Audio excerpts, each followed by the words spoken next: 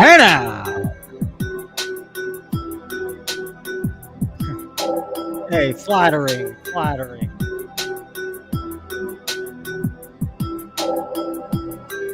How'd you know? Yeah, hey, the NBA's pissed me off recently, no doubt. Playoffs are still good.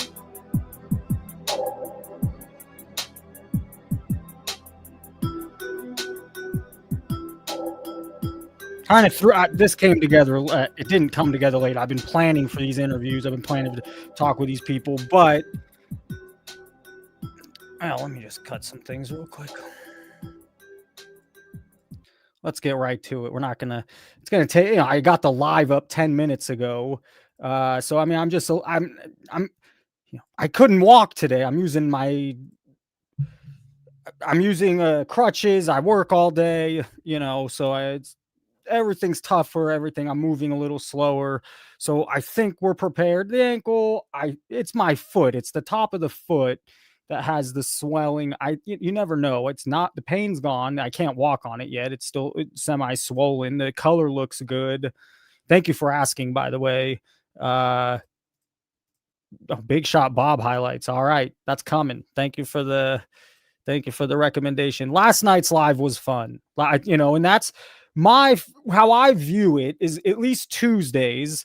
I'd like the first hour Tuesday. I'm just getting back, haven't been on since Wednesday. I'd like that to be me, the rant, what I've accumulated, what I want to talk about, what the research, this and this cards. And then, the second hour, hopefully some guests, things like that. And then Wednesday, more of a guest show. So in 10 minutes, it's kind of a crowded show. In 10 minutes, we'll have AIH, which is normally earlier than we do an interview on the live. Chris HOJ, who I've not met. We've gone back in DMs. I'm excited to meet him. He's I believe he's a part owner of Cardladder. I think him and someone else co-founded it. I could be wrong. Question to ask. I have some questions about Cardladder, some questions about his takes on certain subjects in the hobby, which I'll be very interested. You get to learn a lot with what he thinks and how his answers are. It's someone I've never met, but I do like the product, and I've used it for 4 or 5 since it started. I mean, that's just what it is. Chris Sewall coming on at 6 or 9 p.m. depending where you live, and let's see. I have it right now. I'm scrolling comments. You also, I didn't put it there. Let's do that. Well, I'm scrolling comments. I'll throw that for now, but I someone might be here doing comments later. I've been so busy. I had someone volunteer, but I've been so busy. I don't have time to set it up. Anyways, I'm not busy. So slow. Everything takes just a little bit extra. Everything doesn't matter. What else? Because I'm sure, what else do we have? No. This was last night's live. Last night's live was pretty fun. Why not talk about the chat? We'll talk with chat here for a minute. NBA does suck now. Yeah, I mean, we only have 8 minutes to kill before AIH is going to bring some good stuff. I don't have a lot, so that's one thing I want to talk about yesterday. We'll watch like a minute of this, not even 30. I just want to prove a point here. 30 seconds. It's everything in a nutshell. Everything. No headphones. Hopefully that's the problem. Foul. No, 2 foul. Oh, let's rewind that. Up. Hey. Foul. I didn't touch anybody. Foul. No, 2 fouls. Foul. I didn't touch anybody. And we're not going to watch the whole video, but it triples down, quadruples down. The NBA, from the announcers to the refs to all the they're tripling down on this garbage. And they expect us to want to watch it. And I love the NBA. Look at it. This is a huge flop. No one's even near him. And this is incredible. Get it the ball. And Hartenstein technical. Drilled, and it's a technical. Foul on Gobert. I can already start with the problems. Hartenstein gets drilled. Well, the announcer didn't see Hartenstein get drilled since Hartenstein didn't get drilled. So you shouldn't tell the people at home that Hartenstein got drilled just because Hartenstein fell down. There was a time when if a player went down like that, it was safe to assume that they got drilled. That's a long, long time ago. And getting older, my hand been injured a couple years now, the ankle, whatever. But so something I loved about basketball, and then I actually tore ligaments in both ankles younger, and that's why I moved to boxing and running, because I think basketball you're going to get injured more than in just training and sparring and boxing. It's the truth. It's terrible on your ankles. Basketball's rough on the knees, your back. But where am I going with this? I love the physicality. That's the fun part. Going in there, getting a little dirty. I'm a small guy, but it's still fun to go box out somebody that's bigger than me. Go up and spar. It's fun to have that. And so it's missing. It's gone. Defense is gone. The physicality's gone. Playing good playing real college basketball is refreshing to watch. At this, they're not all arguing at the ref. They're not all, millionaires. That the way they treat the refs is unacceptable. It makes for a product I have no interest in watching. It sends a terrible message and it's so annoying. Stop it. And you know what you don't see in college hoops? None of that. It's the biggest, it's the most drastic difference between both. If you watch both products, number one, there's just better passing, different offenses and defenses being run in college. In the NBA, it's a lot of the same offense, a lot of the same, not the best passing, and just the complaining and acting like, you're right. You do own the refs. You own the refs. Or somebody else owns the I don't know. It's a terrible, who knows what's going on. AIH is calling in about 2 or 3 minutes, I'd assume. I think it's pinned. And again, I have no one running the comments. I'm used to that, so it's a little hard. Did Professor send Rhonda home? No, she's just a little. She also is a mod right now. She'll probably help with doing comments. We had teacher assistant. He's been busy, or he's on the move tonight. LeBron would play with the broken ankle. Yeah, NBA needs to change some rules, just like the MLB. The NFL, I got to be honest, it's the best product it's the best sports product. They have the reach like no one else. It's once a week. Your team plays once a week on the weekend. It's a 3-hour. There's plenty of physicality there. Is there some issues? Is there some speculation, some dirty things? Maybe, but it's the best sports product out there. All right. AIH is called in. I'm very, I kind of know what he wants to be. He might go off on it. I'm not quite sure. So let's get rid. What's up, Raul? How you doing? Hey man, how's it going? I'm doing really well. Besides my foot, I'm doing really well. Okay, so I know you also, I think you mentioned you want to talk a little bit about Shill Pro. By the way, how was your holiday? How was your Thanksgiving? Yeah, I was out at my brother-in-law's place in Savannah, Georgia, so it was a nice getaway from all the snow here in Chicago. It's a mess here now. What do you think of Savannah? It's a nice, quiet city.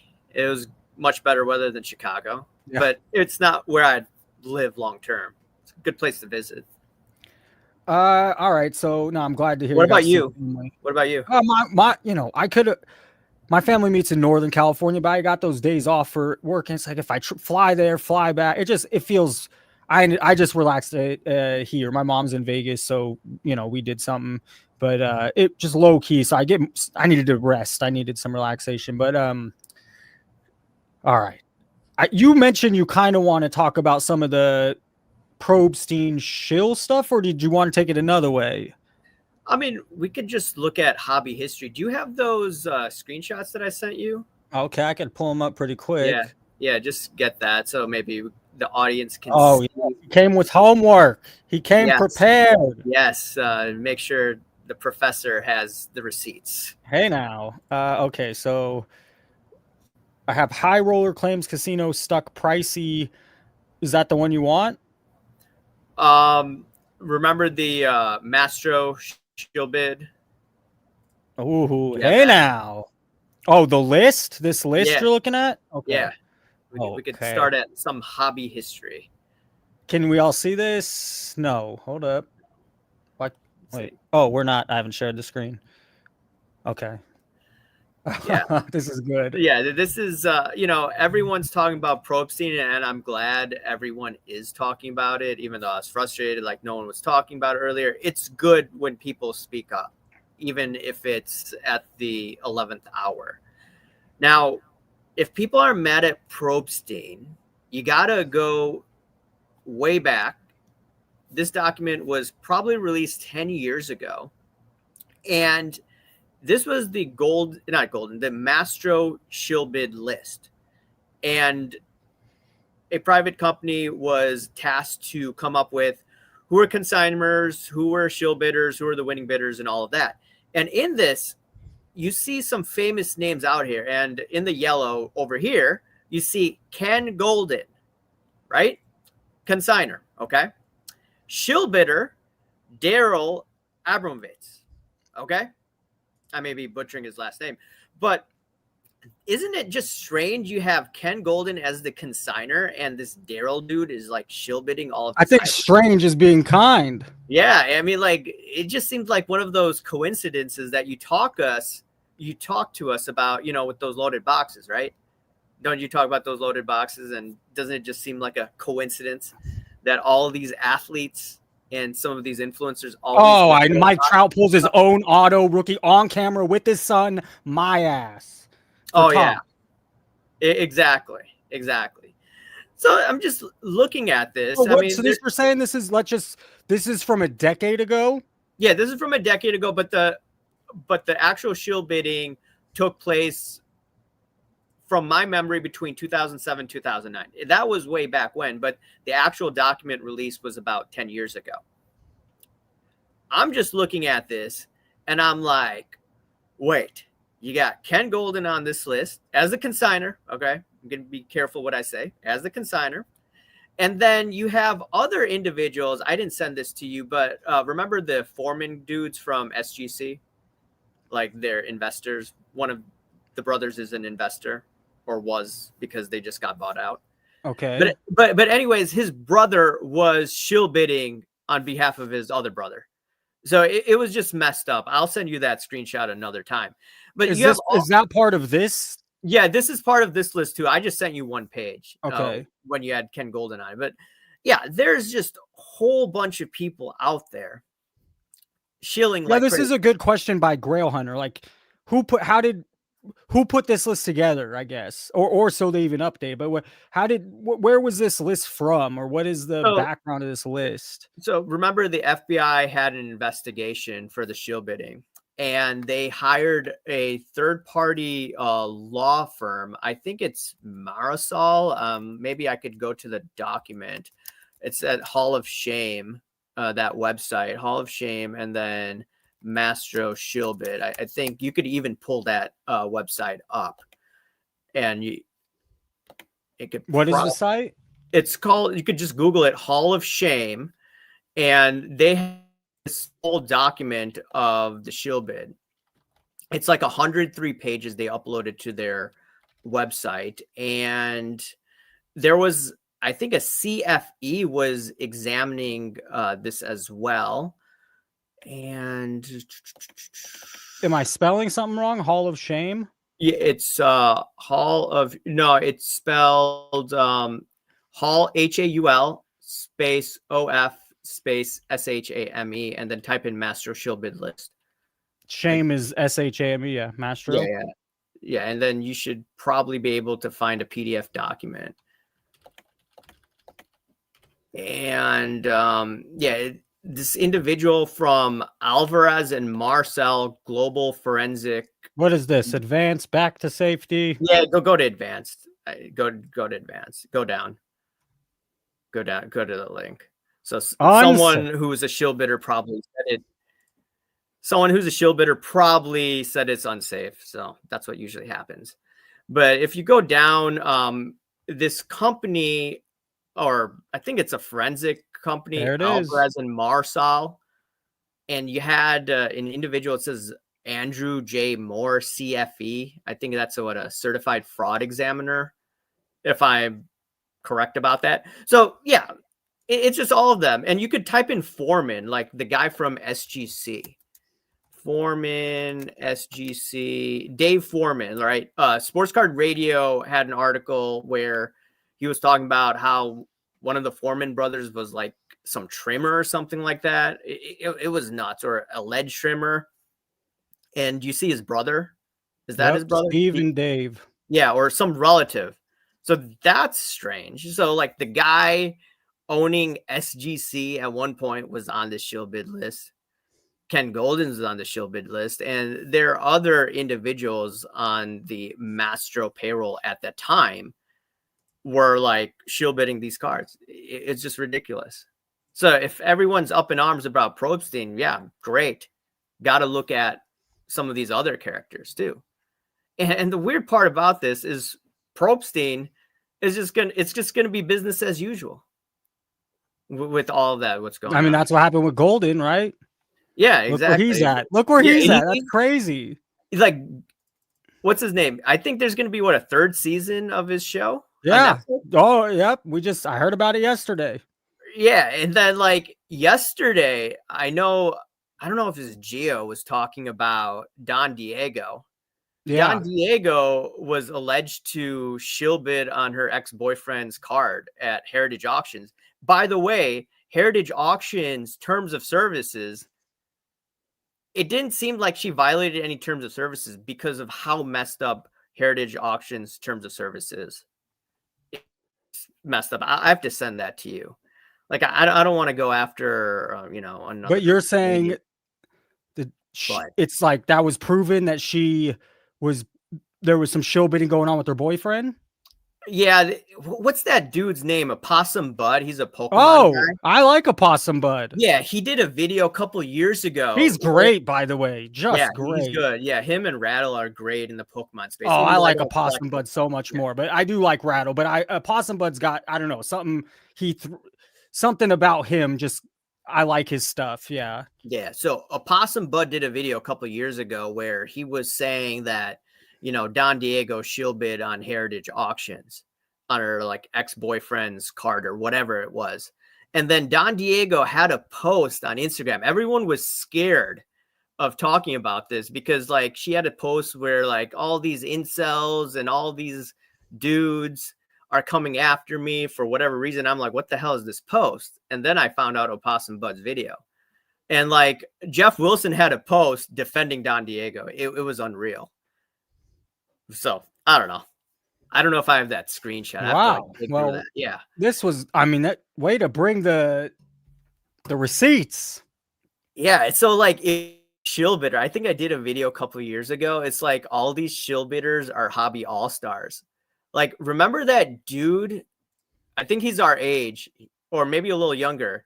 He was shill bidding through his mom's company I do remember eBay this. account. And then what's insane is that Topps has a freaking card of this influencer. I forgot that dude's name. Like, someone in the comment section, just comment down below who's this dude. He has a card. It's like $2, like an influencer card. I forgot. I don't know the name, but it doesn't surprise me that anyone on that mantle list, like I was just rolling my eyes at the people chosen, and it's just they're all in that little circle and world, and it seems like I don't know. I only know some of them. I don't know all of them, but they want to be in that circle so badly, and they pick some odd. I don't know. It doesn't surprise me. You're coming on a day later after Gio's liking her. Here's the real take from AIH is no. It's all money. It's all a game. Yeah, I'll probably comment down below. Slab stocks. They're all saying slab stocks. Slab stocks. Yeah, that's the dudes. So Slab Stocks gets a freaking Topps card, and then there's a lot of things. The last thing I want to leave on is that, okay, we're noticing all these things in front of us. What goes on behind closed doors? Like what Probstein was doing was behind closed doors, but it got busted.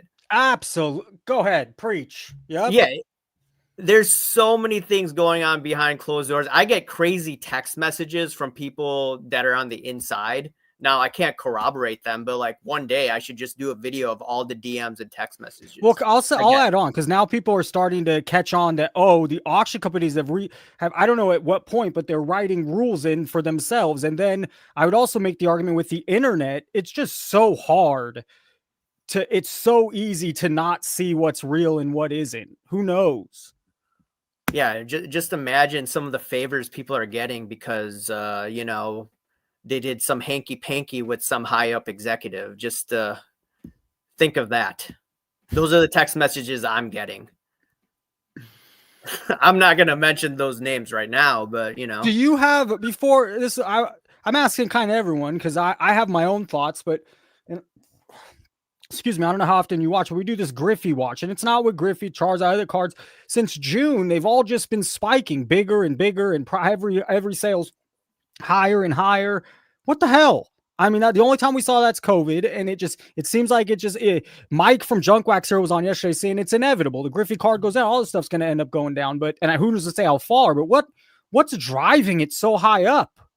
Like, do you know what specific card? Is it? There's many. The Jordan PSA 9, the Griffey PSA 10, the Charizard, and the Barry Sanders score rookie card. Many that are high pop count. They're legend players, but it doesn't make sense why their card would continue to go up and up and up and up. It's the cards for sale every day, all day. We could go find tons of PSA 10 Griffey bids right now or auctions right now. It doesn't, to me, I have my ideas, but I prefer, and maybe you're not as, I'm putting you on the spot. I've been asking everybody and researching. I haven't looked at the Griffey card sales, but maybe I'll just DM you about this. And you could send me some of the examples, and I could just, try to look for fraud. All right. So I have ways via Excel to do this, to figure out fraud, Benford law, and all of that stuff. So I could try to figure it out. Oh, wait, what was the background? It's called the Benford law. It's a way to detect fraud. And I'll probably plug and chug in Excel to see if there's some hanky-panky going on. So my two things that have changed, because I don't buy more people are moving into these cars. So Mike mentioned, Greg yesterday, it's a flippers. They're all, hey, they can buy this card. They know. Okay. I think the two things that have really changed, there was flippers before. The buyback program from PSA is relatively new, and possibly there's some not saying PSA, but others that know how to manipulate it a little. And also the other one is these new comps on for mystery packs. So those are the two things that other than that, what else has changed? And I don't buy everyone's putting their money there. Now the flipping is okay. Anyways, those are my two theories.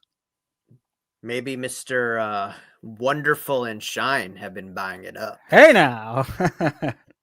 Anyways, hey, we'll leave you on that. It was a great call, and I hope. Are you free next week or? I could probably come in next week. Hell yeah, man! Wednesday. I really look forward to it. Hey, have a great night and a good week. You too, man. Talk to you all later. See you. Hey, can we get some W's for AIH? In the chat, I ever asked, W really? What are we, 17 years old? I'm 25. Here's the deal. Put some W's for AIH because he crushed. And now in about 5 minutes, I'm hoping that I haven't talked to him today, but just recently, there's some W's. That's what I'm talking about. Just recently, thank you, AIH. Great stuff, Raul. Chris, who I've never met, I'm looking forward, and I've used this product forever, and I have questions about the index. Because I always want, when you see a huge spike up, is that because they add more cards to the index, or is that because all the other cards really went up? So AIH says he'll be back next week. That's awesome.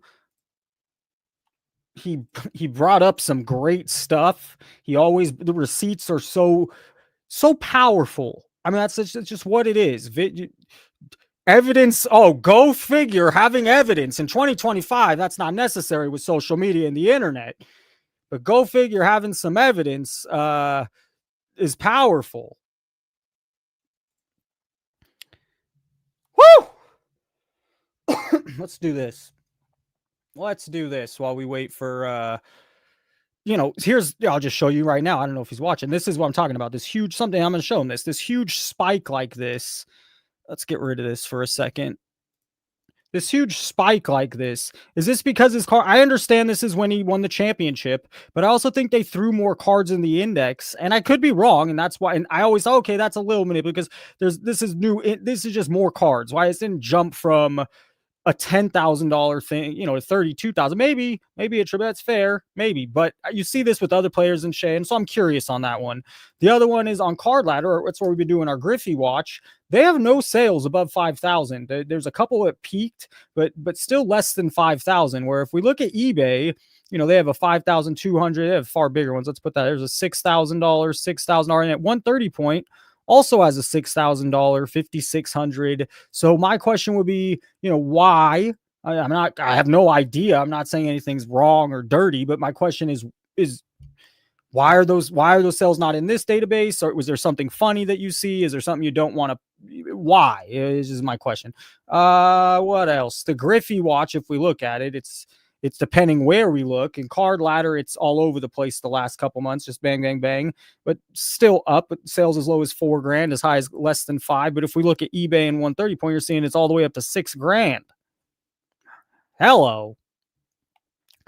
Just so you understand, this card was $1,800 2 years ago. It's not made up. $1,800 2 years ago. I'm not saying it's not a legend card. It's not an iconic card. People need it. People could buy it in a PSA 9 where there's like 80,000 copies, 50,000 copies. People can go spend $6,000 on many other better cards. How about a Peyton Manning autograph rookie on card for like $600? No, none of those other players and cards matter. This is a $6,000 legend rookie. He has other rookies, a Tiffany, a glossy. Stupid. Anyways, that's the Griffey watch for now. Let's do, we do voicemails all the way. It's about, we got 3 minutes. No, what I wanted to do, we haven't been getting to the videos I've been wanting to play. So we'll start it here and we'll end it later. I bought fake case hit cards. Dude, this card is so fake. You don't know what the hell you're doing, bro. You didn't buy these, did you? I bought them. Oh no. Well, the first weird thing, again, it's for content most likely, but the first weird thing. Sorry, I'm checking chat. I know no one's. I'm just get something up there. Shay's prices are skyrocketing. It's everybody. It's not just Shay. Shay, whatever you want to say. He's a beast. He's also getting the Jordan treatment. He also is more of a Dwayne Wade game. I don't find it extremely exciting to watch his game. I think their team basketball on that team is fun to watch. It's not just 3-pointers. All right, let's do this.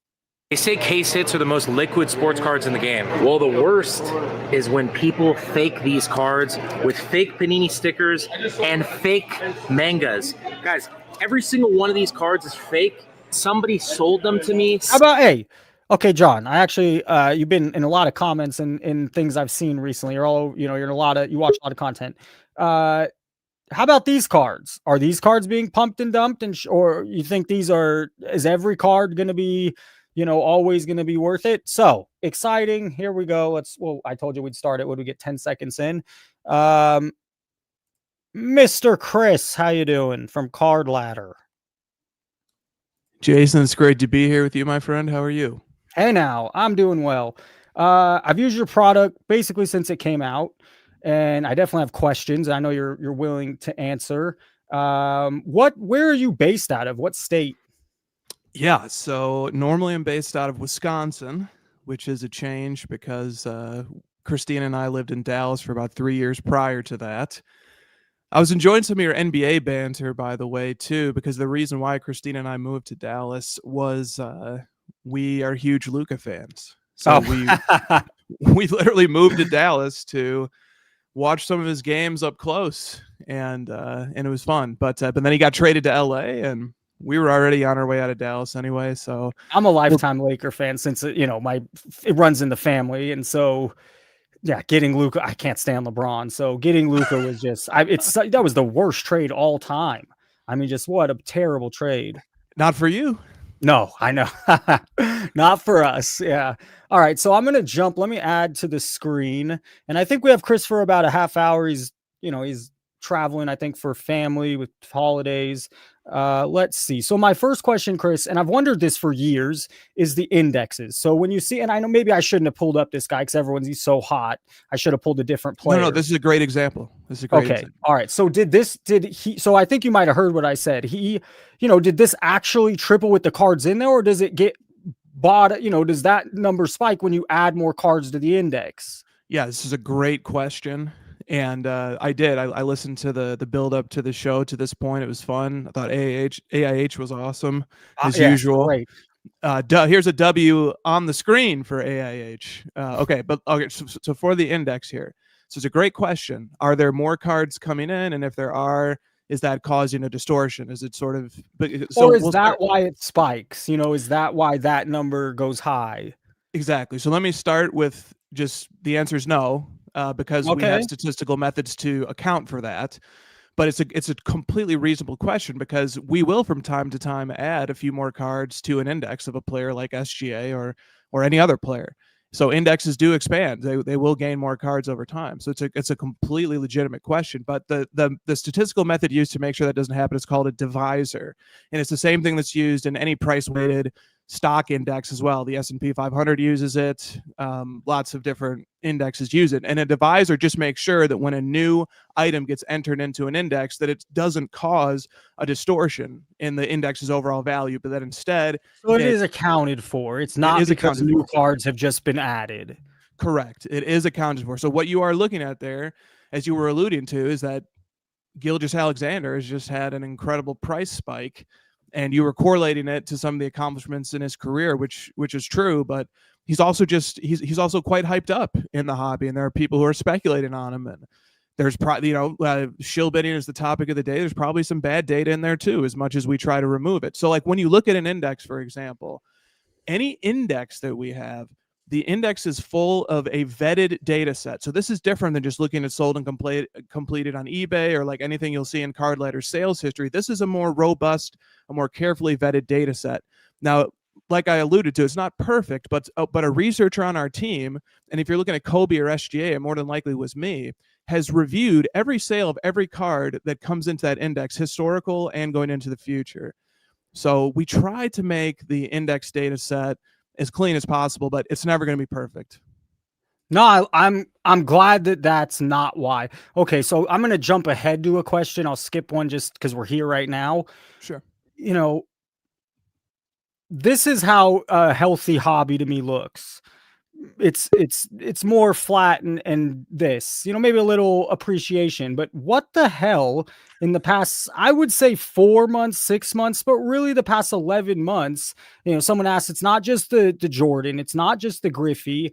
It just doesn't make sense. And I've had a lot of conversations on this channel and off this channel about this topic. And the number one on the other side is, well, people are moving into these legends. And I just think people have always been moving. I have a heart. I don't understand why. There's something that we're not accounting for to me. And so what's your take on what the hell? Why is what's going on with that? Yeah, I think skepticism is the name of the game in 2025. Now, to give some more context, I'm sure you'll remember, you said you've been, basically using data tools in the hobby for 4 to 5 years. At least that's how long we've been around. And since you started, I liked it and I just stayed. Yeah, I mean that's I'm happy to hear that. But if you look at like Kobe's index or the Cardladder 50 or any number of indexes, if you look from when things peaked, which generally speaking was March of 2021, until the beginning of 2025, indexes, cards, the market was just getting slaughtered. And part of that is because there was an unsustainable run-up that happened from December of 2019 to March of 2021 that captured the pandemic, the stay-at-home stuff. But part of it too was just wild speculation. It was recklessness. There's probably some levels of hyping and shill bidding involved, and it resulted in a crash from March of 2021 until January of 2025 that was pretty much unabated. So, like if I'm sure Kobe's index shows this. I think most of you're right. You're right. There was about a 4-year huge fall, uninterrupted backslide. Where like the CL50, I was just looking at this the other day, the CL50 lost 58% of its value from March of 2021. But on these crazy prices, just the place, just crazy spikes. And it makes sense. People were sitting at home, people were finding cards, people had free money. This time people aren't sitting at home. People don't have free money. Yeah, and so like I guess, to me, I'm skeptical. There is a difference, like the 2025 run up that we've seen overall, like as it would be captured by the CL50 price index, is about 40%. There's been about a 40% increase from January 1st to today, which is unsustainable. But it's not the 500% increase that like we saw from 2020 to 2021 2021 either. So, all right, so how about this Griffey card? Because this is the card we're kind of watching. Yeah. I like Griffey, but the Griffey's from 1800 to in your site here about almost $5,000, and that's more than 40%. That's ridiculous. It's insanity. Well, 4,000 copies. I'm the researcher who works on this card, and I've worked on it since day one, which was like about 5.5 years. Oh, here we go. All right, so we're talking to the right guy. Yes, and so I saw you were pulling up. You were like, "Look, there's some comps on eBay that are over $5,000 for this card." There are, but the Cardladder chart doesn't quite show that, and there's a couple of different reasons for that. Some I'd of love these, to hear those. yeah, well, some of these are sales that don't meet the criteria for inclusion into the card profile for that particular Griffey.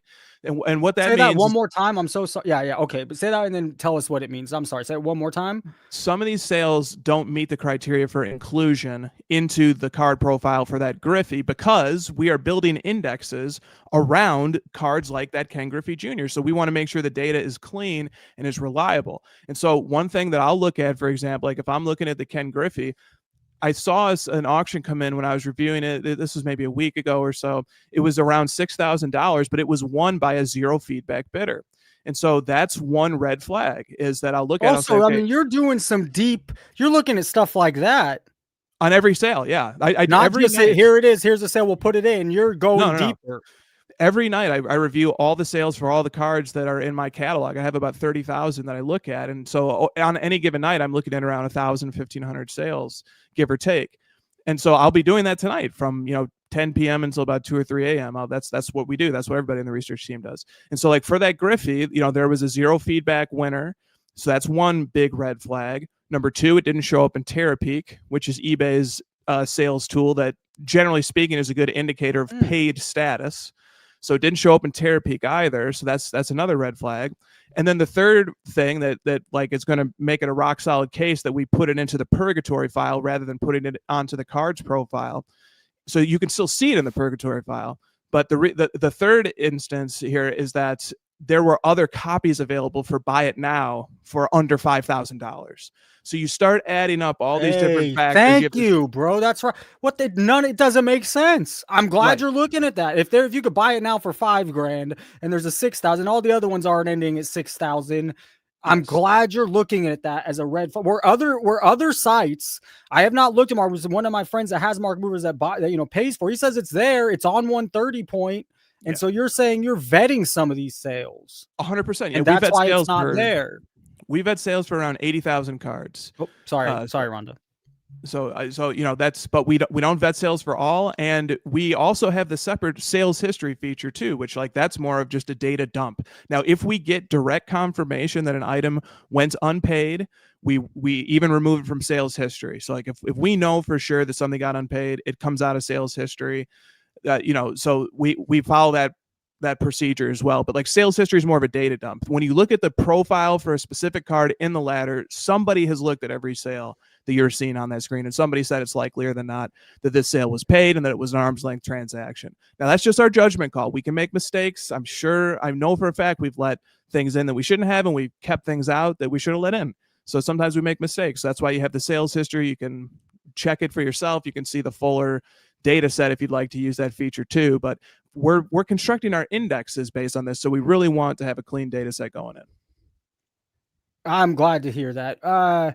Someone wanted to ask, and what was it? For me, so there's tell me both sides, because I don't see a hurt in tracking private sales, and I think you're doing that. I'm not sure, but then I think there's a other side. Someone's playing the other side of why it's not good or you shouldn't. Sure. I don't know. Are you tracking them? And explain to me both sides of the issue. Yeah. No, this is a topic that we're having discussions about right now, and we keep a close eye on. We've had a private sales program for about 4 years, and we take no fee. We charge nothing for it, except that you must be a member of the product. You must be a user subscriber of Cardladder. But once you have that, you and all users of the product have the ability to submit a private sale.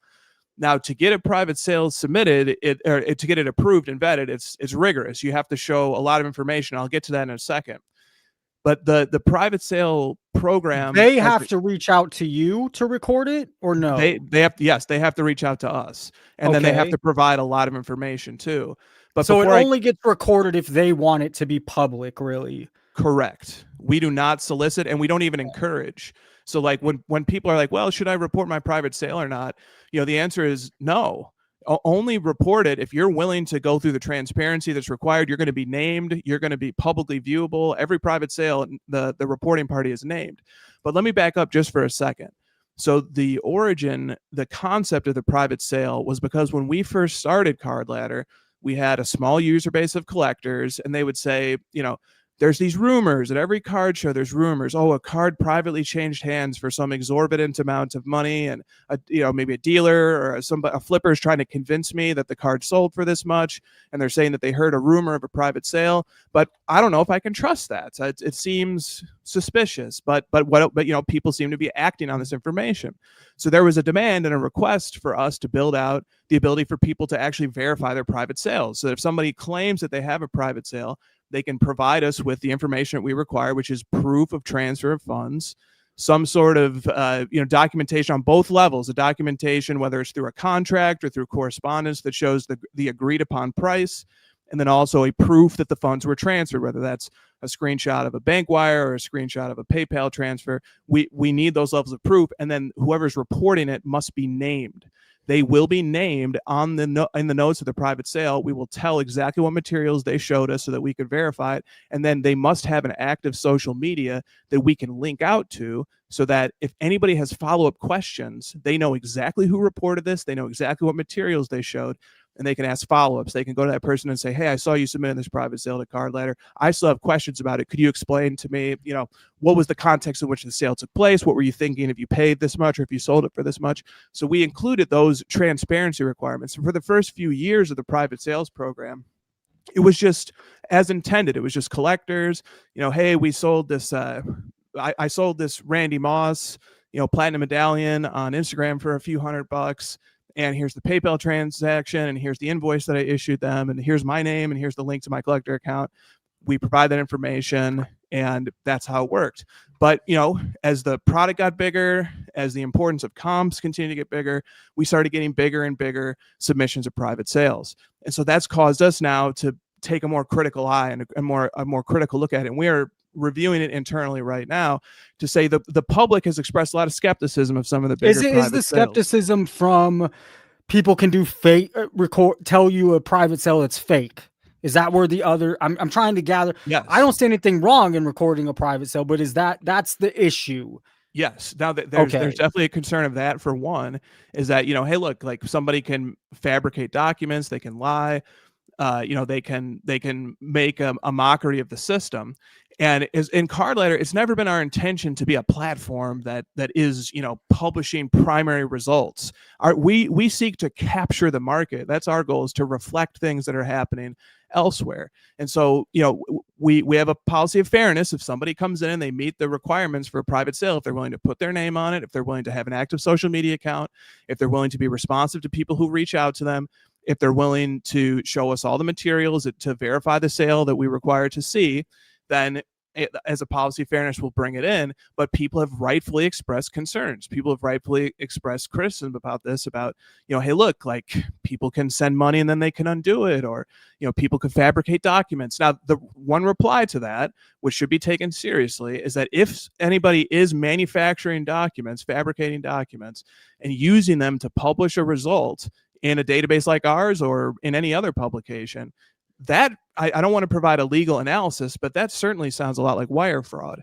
So if people are engaging in that type of manipulation, I'm inclined to believe there could be serious consequences for it. But nonetheless, we're thinking about this all the time, that the point of private sales is just to help collectors shed some light on transactions that happen.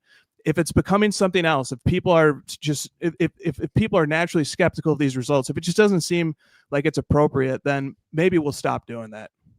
So we're looking at it. You could think that maybe, there might be some things wrong, and we shouldn't record these private sales. There could be that. We're skeptical, man. We work. Our job requires us to be skeptical. Our job requires us to take a fine-tooth comb to data sets and constantly review and pore over them. So, there's been some good feedback that we've received from people that says, look, we love Cardladder. We don't know if we want the Cardladder brand. We don't know if we like the fact that it's being used as the avenue to publish private sales. Maybe private sales should be maybe a company should arise that can charge a fee that reviews private sales, and then they publish them separately. Hey, someone go do it. There's an opening. Yes, I think there might be. So there's some ideas. That's just, that's complete transparency with us at Cardladder, how the origins of private sales is really just supposed to be a tool for collectors to share things, but it's become something bigger and something more significant. And so we're reviewing it. We're looking at it. We're thinking about it carefully right now. No, I appreciate the answers. Let's see how remove why add to stage. Okay, so let's pivot away from Cardladder for a moment and just get. You've been in the hobby a long time. You know what mystery packs are. Let's be I mean, they're a way to get rid of product, it's a way to get rid of product that doesn't move. It's not, they've been here before. It's not like they fly off shelves. I know it's marketed differently now, and there's different times now. I don't like mystery packs. I'm not a fan, but tell us about mystery packs. What is your issue, your love, your stance? Are you distinguishing a mystery pack from a repack? Well, yeah, what's the difference? Okay, they're the same to me, I guess. Okay, okay. Let me change that, because it was mystery pack. Maybe is the old term. Let's call it a repack. Yeah. Okay, so repacks. I mean, I'm not a customer of them, for one, and not surprised to hear. It's not the way I collect. And I don't want to tell people how to do the hobby. I don't want to do that, but it's certainly not a product for me. And there are certainly concerns that I don't know. It can devolve into an atmosphere that's not really healthy for people. So I think there's real concerns surrounding what it is. Is it a good way, like for a collector, someone getting into the hobby? That's kind of where, let's talk about someone getting into the hobby. It's one of the entry points now. And they're trying to hook you in a weird way, as you said. Maybe it's a little. They're trying to, especially with the online ones, it adds a sense of a slot machine of addiction. You can instantly sell it back and keep playing. And I'm not a huge fan of that, but I also don't see it being a long-term product. I mean, that's something you wouldn't recommend to someone getting in the hobby, or would you? I certainly would not. How come? I guess that's why not? Well, that's where I want to get to. Because the only part of my hobby experience that I can speak to is what is meant to me and how I do it. And the way that I do the hobby is I love collecting. I love building collections of players. I love researching checklists. I love who doesn't? That's a real card person. Okay, so like for me, if somebody says hey, you've been in the hobby for a while, do you have any tips or insights? I would say, start from the point of view of collecting. Like, maybe find what's your favorite sport. If maybe your favorite sport's basketball, and who's your favorite player? Maybe it's Shaquille O'Neal. That's okay. So here's some go over to trading card database, start looking at some of the cards that are available of Shaq. Come over to a data tool, start looking at maybe some sales that Shaq has had recently. Maybe find something that feels like it's sort of in your price range. Try out a few cards, open up an eBay account, buy a few cards, get them, have them come in the mail, see if that mail day really gives you that lift and that excitement that it gives me. And, for me, that's all I can speak to is that's what I love, man. I love a mail day. I love, making a post showing off my new card. I love, talking hobby with fellow collectors. I love all of that stuff. So for me, that's what works. That's the hobby experience that I love.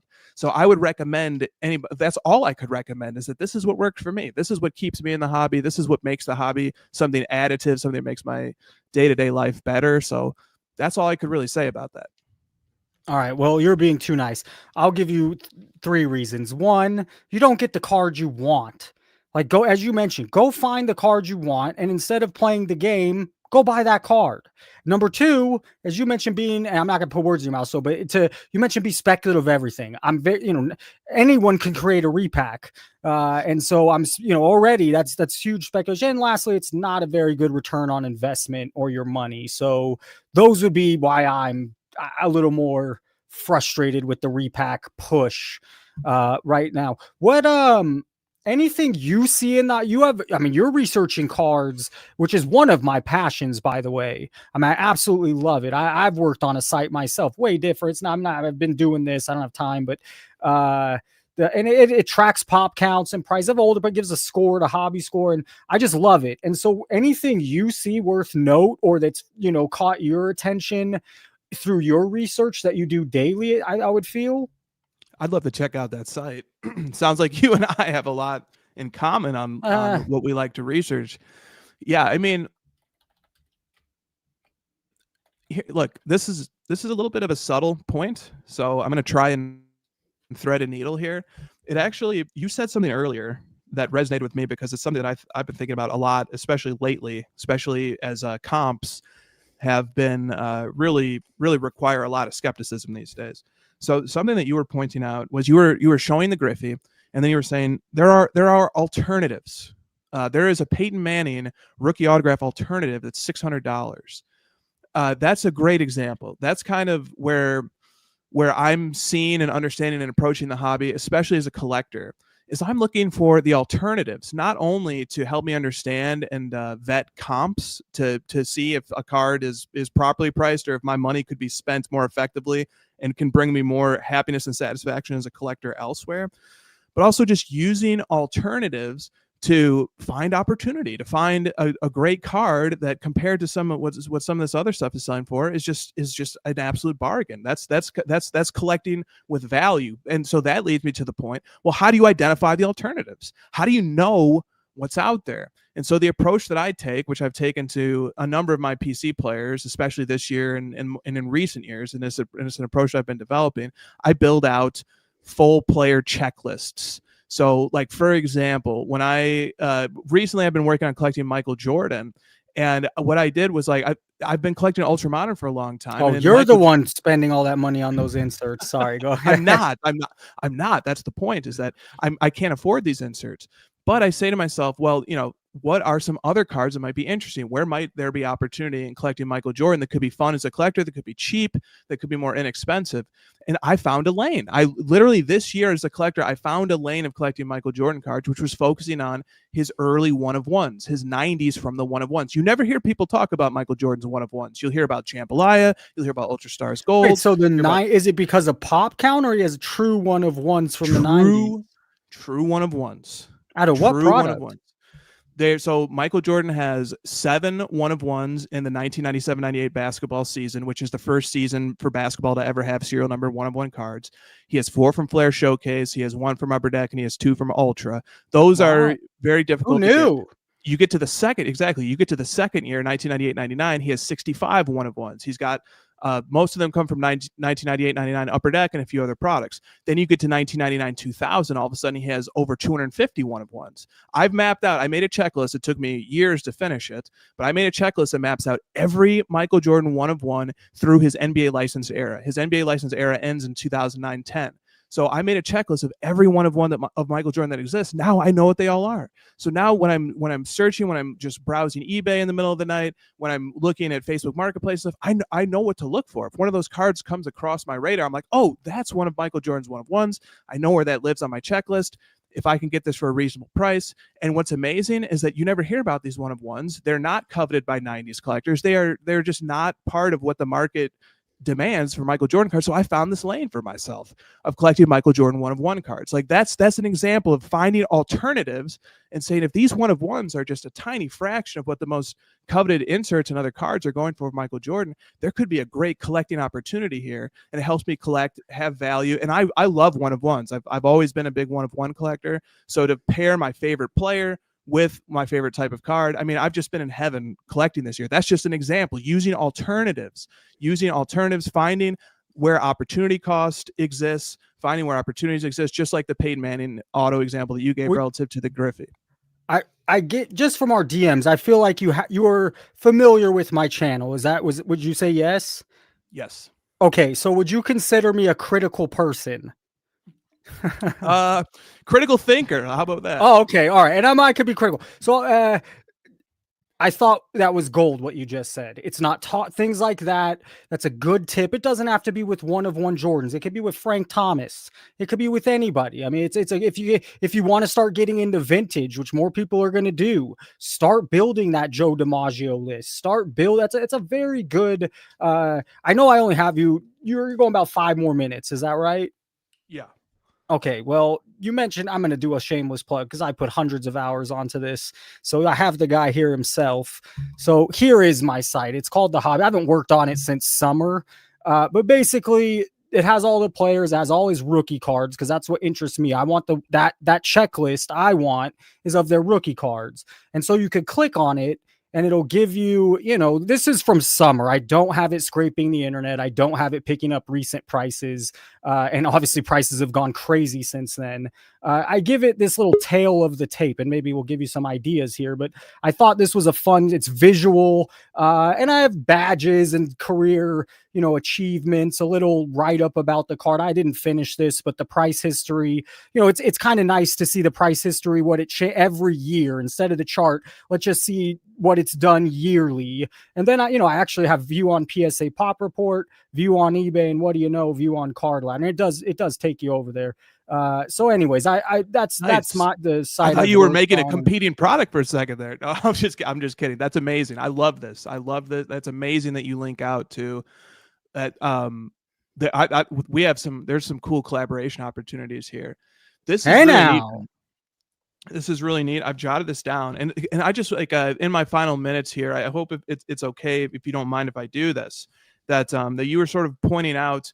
So you made the reference to vintage, and that vintage is something that people are going to increasingly take an interest in. And so vintage has really super iconic cards, and a lot of people want to collect those, and I get it. And people use eye appeal, and they use lots of ways to find value as collectors.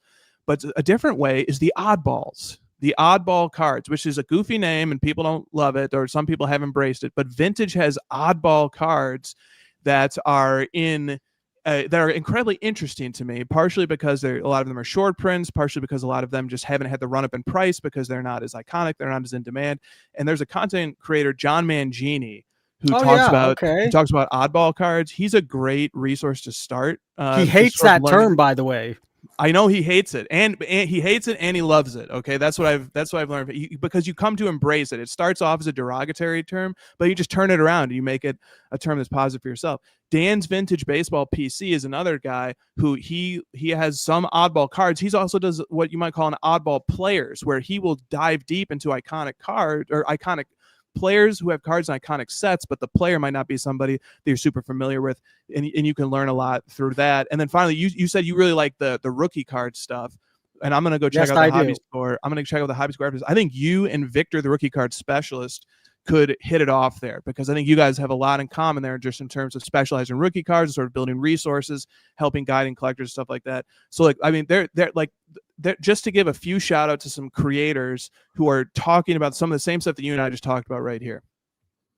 And Chris, Mr. Sewall, Chris Sewall, has never met, and I know he wanted to say hi and me, so I wanted to throw him on while he's overlapped. So I just wanted to introduce you both. Chris, meet Chris. Hey, what's going on? I was trying to. I don't think we've ever been on a live stream together or on a stream together. But yeah, nice. If I'm forgetting it, my apologies. But nice to meet you.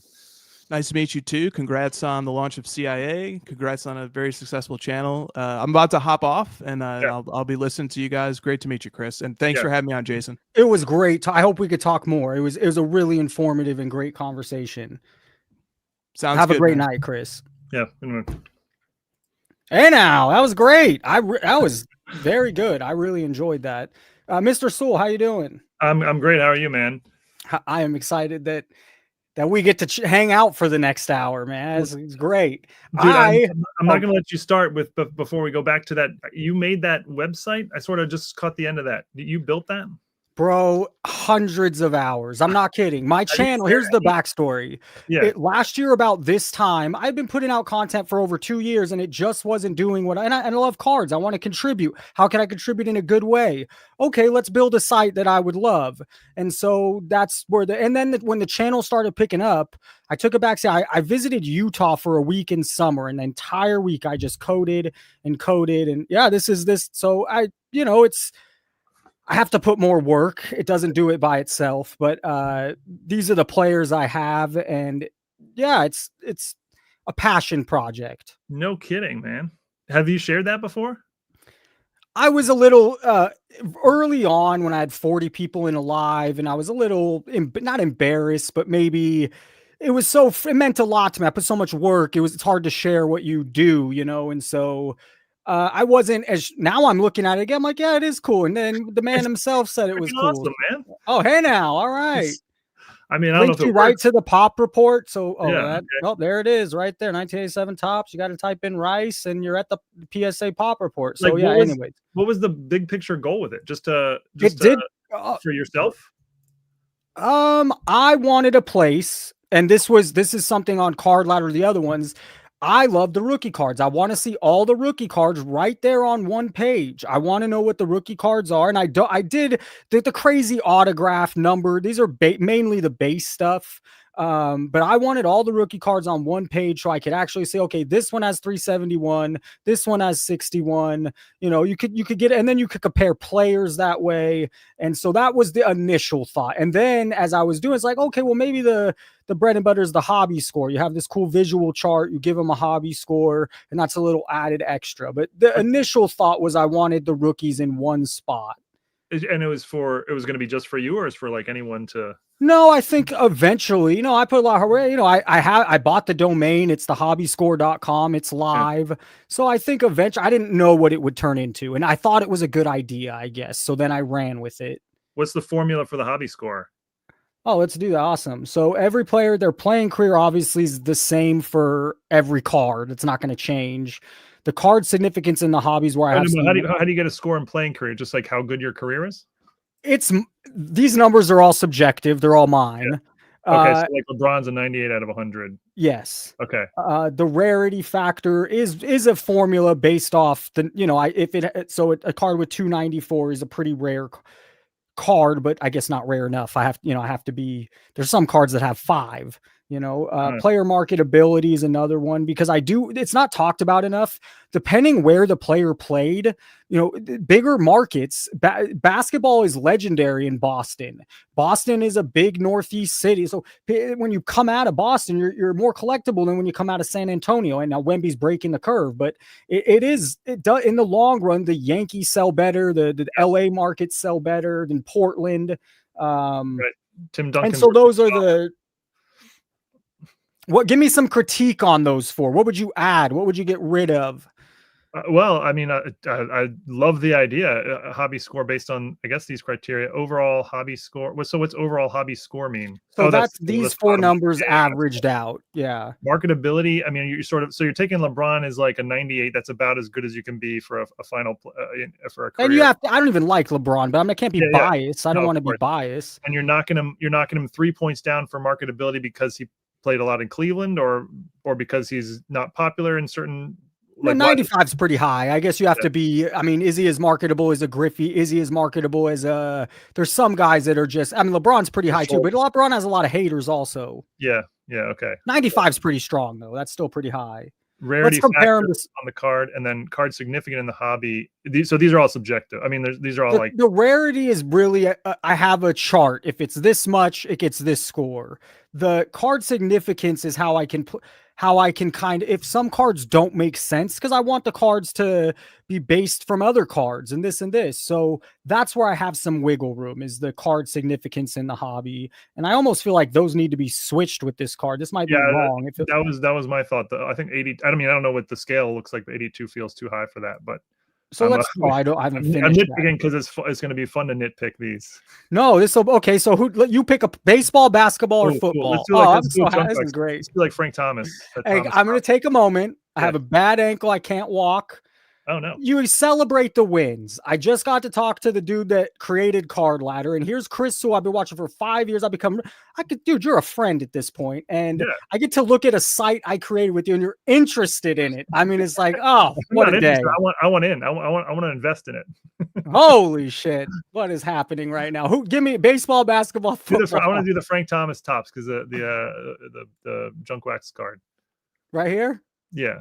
Okay. Oh no, go back a page. Oh, that's even better. So the Leaf just beats out the tops, which beats out the Bowman, and then you have the other ones on there lower down the list. Yeah.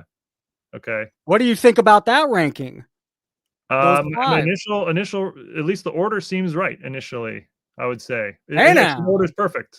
But like click on the top. I'd go Leaf, tops, Bowman, and then whatever's next. Oh, you want to start at the beginning? The beginning. No. Yeah, or I don't know. Yeah, no. Click on the tops. I want to see the tops. Okay. So playing career 87. Okay, so like Hall of No Famer. championships. No You know, championships. he was a great player, but you have to compare him to other players. Yeah. And there's just guys a little higher. What would like a low end Hall of Famer be? Like a Craig Biggio or something? It would be like an 80 or Oh, that'd be 70? tough. Probably have to be less just because how it all works out. Yeah, okay. 75, 70. I don't know because I'm not in the thick of doing it, but yeah, probably a little bit lower than an 80. Maybe an 80. I'd have to look. Okay, card significance in the hobby seems good. The rarity factor seems too high because this is like this is a super overproduced card. But is that based on like a pop count or something? Yeah, something was wrong with this and that last one. It is based off the pop count, and the rarity factor, I can't go lower than if I make this a 40 or 50. There's kind of almost it starts at almost 30, 40, 50. Because if I make this a 40, 50, it takes that hobby score down so far. Okay, so the hobby score is just a pure average of the four. Yes, it doesn't. Yes. And maybe that's something I'd have to do some research and really be mathematical about it if I wanted to weigh certain things more than others. Yeah. Okay. Yeah. Rare. Okay. Hobby market. Yeah. I mean, I guess the numbers seem right. The rarity factor seems too high, but again, let me see if I can. I don't want to do. Oh, give me a minute. Let's go back to the next. I don't think I knew you were a coder. It's something I picked up over the couple years. Okay. Frank Thomas. It's also called vibe coding. There's something called vibe. You know, you do it with some AI help. It still takes a shitload of work. Hundreds. Yeah. I'm not kidding. Hundreds of hours. But it's, you know, without the help of what AI is, I probably couldn't create this. So this is the. Oh, we already did the tops. No, but could basically anybody create this, or do you have to have some basic understanding? You have to be. And if you have a brain and you have discipline. If you have you have to love it. You gotta, you know, there's some there. Yeah, it's a puzzle. Sometimes things don't, you know, how long it takes to get what you want to look like what you want. No, it's a huge puzzle. You have to be willing to be frustrated for a day or two to fix that. So anyone could do it. I mean, if you're willing to put in 1,000 hours and teach yourself and learn. King of the Nerds Night, hooray! That's exactly right. Let me throw this up here. So this was my rarity chart. So the LeBron was off. This is how they get there. So a card with a 2,000 or less pop count gets 100, and it does start. You know, 100K plus gets a 45. If I make it any less, it doesn't work. That throws off. And so I do have it broken down. And you're right. 29,000. You said should have been. I don't remember that Topps card had. Well, let's just look. How many did that Topps card have? 23,000. So the 23,000 mark would be 70. So I just have it breaking down every 1,000. It feels like that Thomas card should be as low as score as you can get because it's the problem is it crushes this overall score. Now you're saying if I can figure out how to weigh that, it won't crush the hobby score. Yeah, I was gonna say you throw out the highest and the lowest score, but obviously you can't do that. But you put less weight on the highest and lowest. I don't know. I would put less weight on the lowest. I'd have to put less weight on the rarity factor because if I lower that number, if that number becomes a 30, think about it's 40 points off the average. So this card becomes a 70 and a half. And maybe it is a 70 and a half, but that's doing some disrespect to this card. It's a fair point. What do you teach? I teach 5th grade, so it's all fifth. Okay. Yeah, I teach all 5th grade subjects. Okay, but there's math involved there. Yes. Yeah. Professor did this in 5. No, this was a passion. Barry, Montana. We'll do one more player. How far down do you have like Will Clark? How far down the No, I didn't. I started with 9 players per sport. Okay. And then I have like Peyton Manning, Marino, Peyton that I want to do next. But awesome.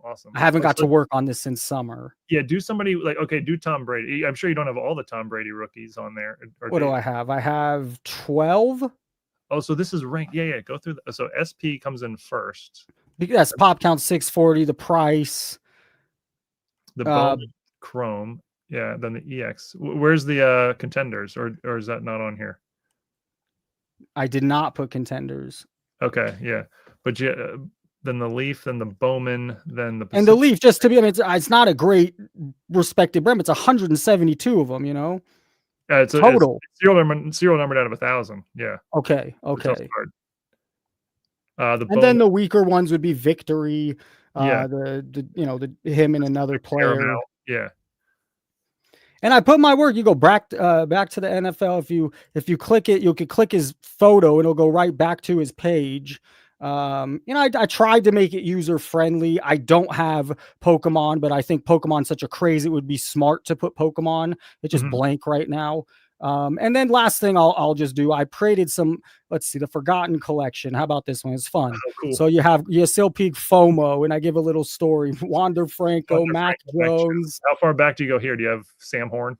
Or I think I go back to 89 Upper Deck. Oh, Todd Van Poppel. Yeah, okay. You got the Junk Wax era guys. And then Jerome Walton. I think that's as deep as that Upper Deck card was like $30, I remember. I think Trent Richardson was the first overall pick. When you go to Cleveland, you go to die. Unless you're Myles Garrett. Yeah. That's right. Dude, this is bad. This is badass, man. Hell yes. All right, let's move off this, but I appreciate that. Yeah. Chris, what is your take? Because I'm sure maybe you haven't heard or seen, or you weren't listening with Mr. Chris House of Jordan, but right here, it's about June. It's right there, June. And I've noticed this in dozens of different cards. It's June to now. It's done nothing but up and up and up. And I'm asking everybody, I've asked people off this chat. I've asked people on this chat. I have my own thoughts, of course, but why? Why? What card is this? This is the Griffey Upper Deck. It's $1,800, and now it's pushing $5,000. What did HOJ say? Because what did he say? He said be speculative. He kind of gave a few, but the overall we're in the era of speculation. That's what I'm going to take from it. Maybe I'm hearing what I want to hear. I don't have a good answer. I've noticed it too, but I've noticed it mainly on the most iconic players and cards. It's not like, but it's like that Barry Sanders scorecard. It's just been a card. It's his best card, but there's so many. The problem I have with it is there's 3,000 of the Jordans in a PSA 9, and it's done this huge, and look at the last time this curve happened. What happened? Charts don't really lie. Charts tell a story, and so I know these are the two big cards, but I did it with Pokemon too. One live we went and saw Charizard, and we saw a Pikachu I had, and so it's not just sports cards; it's also even Pokemon. This little June spike. It's so weird. Yeah, no, I don't have a good answer. I didn't realize it was that big a spike. It is a little slightly scary, I guess we'll say, because the last time that happened, there was a collapse shortly after. It does feel a little different than it did in 2000. Here's the 8. The 8 was hard. It does feel different. It's just there's $6,000 to a $10,000 card, and there's 9,000 of them. Chris, cards. Like, I respect your opinion on cards almost more than me and you. I see a lot of things. That's insane. There's 9,000 of them. For it to do this, it doesn't logically make sense. I mean, 9,000 is a lot. But it's the most popular card in history. I mean, it's almost an outlier. So is the 89 Upper Deck Griffey. Those two cards are. The Barry Sanders score is not. It's up. The Barry Sanders score is up there, though. I mean, it's a top 10 football card all time, maybe. I want to do this with the player you can't fight me on. Yeah. If you show me a, I don't know. If you show me like a Tom Glavine, it's everybody. It's not that. Well, fuck it. Tom Glavine. It's not going to be Tom Glavine. I don't have a good answer for you. I mean, it's interesting. I've heard a lot of people on why did Tom Glavine not come up? He doesn't have a player. They can use Tom Seaver or something. Any of these Toms. Not Tom Brady. Well, he's too vintage, but even there's a huge spike. What PS? Oh, that's not his rookie though. Okay, let me just tell you the three avenues. The people I talk with a lot say, okay, people are moving into these cards. Okay, Greg had a different one. Greg midlife card yesterday had, it's a lot of, it's not a long-term investment. They're looking at, look, it's going up. It keeps going up. I'm buying now. I'm gonna sell it for more. I'm gonna buy it, make a couple hundred, make 1,000. And it's just, okay, that's interesting. My two, because I just don't buy, nothing's changed. People have been buying Griffey for years. Nothing like the two things that have changed in the hobby, and maybe we had this conversation, is the buyback program and the mystery packs. These are the two I'm looking for things that have changed. I'm looking outward, not.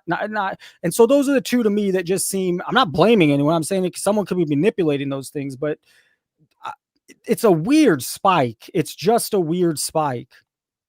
Well, the buyback or the repack thing definitely makes a lot of sense now that you say that. I mean, those have exploded in the last couple of years, but especially in the last 6 months. And those are cards that every single repacker is going to want, because every single repacker is going to want an 89 Upper Deck Griffey in there because everybody wants it, everybody knows it. So that's a card that probably just a lot more people want to buy in the moment than a year ago. What do you think? This is the Gretzky rookie chart, PSA 8. That's a pretty healthy chart. Like, why does that one sell for 25 grand is insane, but maybe they think it's a 10. It's still a huge spike, but that to me is more of a healthy chart of a legend. Yeah, that looks reasonable. That's over the last 2 years ish. I mean, you probably show the slightest uptick there, but overall it's basically flat. Yeah, I would say it's that was a low sell, 11, 13,000. And then there was a 13,000, 12,000 and recent just since in December, 14 grand. So now it's moving to Gretzky, and the most recent sale, almost 15 grand. And I bet you in 2 months, it's a $25,000 card. I'm serious. Something's weird's going on.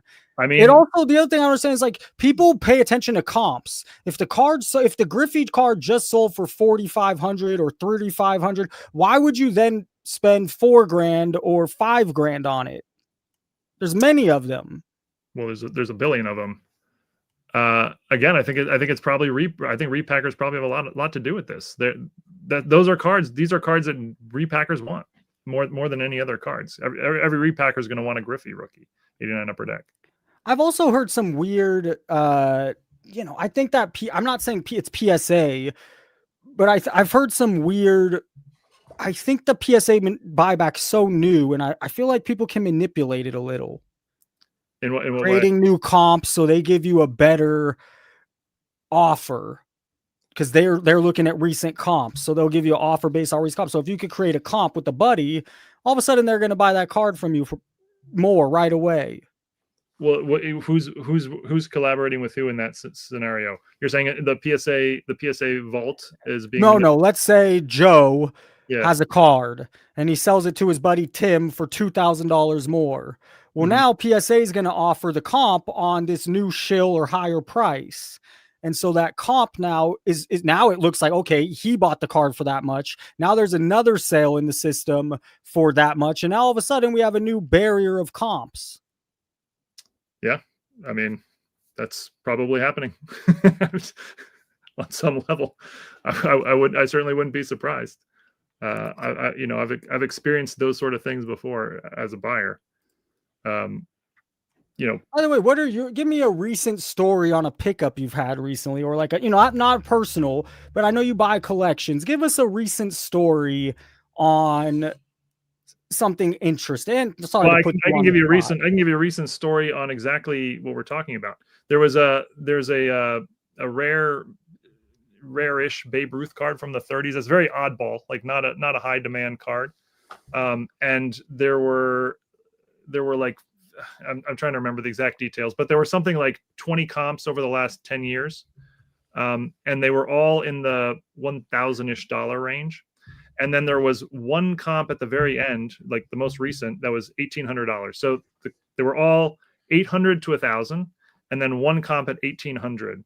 And the seller was trying to tell me it was an $1,800 card, and I should pay based off of that. But I concluded that this comp was manipulated. And I don't know if the seller did it or what, but I basically just, passed on the deal because I assumed that was a manipulated comp, and it's really a $1,000 card. So that type of stuff, I don't know for sure that it happened, but that was my conclusion. Do the collections you buy range, like just maybe $1,000 collection to a 20,000? I mean, they really range, or do you look for? You don't want to just buy $1,000 collection. Oh no, I'll buy anything. People ship me collections a lot, and a lot of times they're a couple $100. But if I'm going to give some Chris is a stand-up guy. He's going to handle it. He showed his numbers. He showed how he handles it on his channel. He's going to give you a fair deal. So if you're looking get in touch with Chris because he does buy collections. Is that fair that I say that? Yeah, please. I appreciate that. Yeah. Oh yeah, no. If I had to sell a collection, you're very fair. You buy cards, the dollar card, the 50-cent card you put in. You're very fair. You'll buy cards in the collection that other people won't. Yeah, that is actually an advantage of mine. Is I actually like the cheap bulk stuff because I enjoy sorting it. So a lot of people don't want to deal with it. I was hoping on the channel we do voicemails. I have a voicemail segment. I was hoping we could do it with you. Let's do it. Hell yeah! What a shit! Take questions from the audience if that's a thing. Hey, if you have any questions for Chris, Rhonda, if you see any, star them, and we'll get to any. If you have any questions for me or Chris or both of us, put them in the chat. We'll star them, and let's do a few voicemails.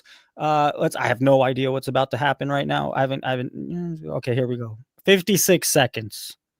Just to warn you, Chris, I don't know if you've seen these. They can be all over the place. Okay. All right. Yeah, just a quick observation on CC2 and Jeff Wilson's interview that came out a day or so ago. This more laughable horseshit circle jerking between two assholes. Jeff Wilson saying that, just go out and do it. Pursue your dream. That's what he would tell himself. That's easy to do when you're backed by your rich-ass wife and, the American taxpayer. Pretty simple to do. Yeah. I guess Kim's got to keep him on a leash.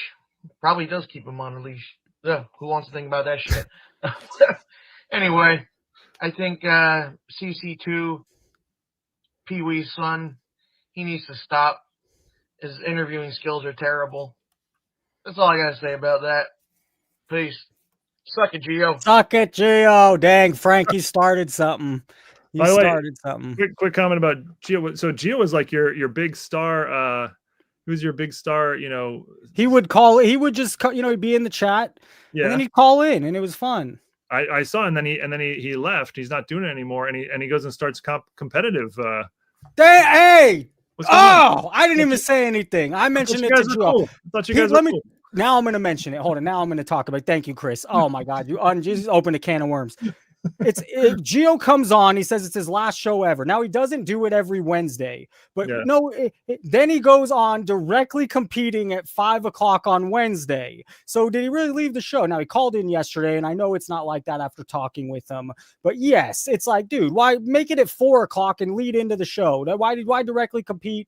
Why it's the only time we have. Fine. But I'm glad you said it and not me. Cause it's like, what? That's a little weird. Okay. Well, he was a big loss. He was entertaining as hell. Very. And the thing is, I think me and Gio, I watched back the segment of me and Gio yesterday. Really good. The problem that me and Gio can only talk every few weeks to make it go back and forth, or else we get stale. But when you bring other people in to talk with Gio, it gets really entertaining. Yeah. Let's see. I'm glad you said that. I didn't say it, Chris. Even you noticed it. Oh. All right, this one's 36 seconds.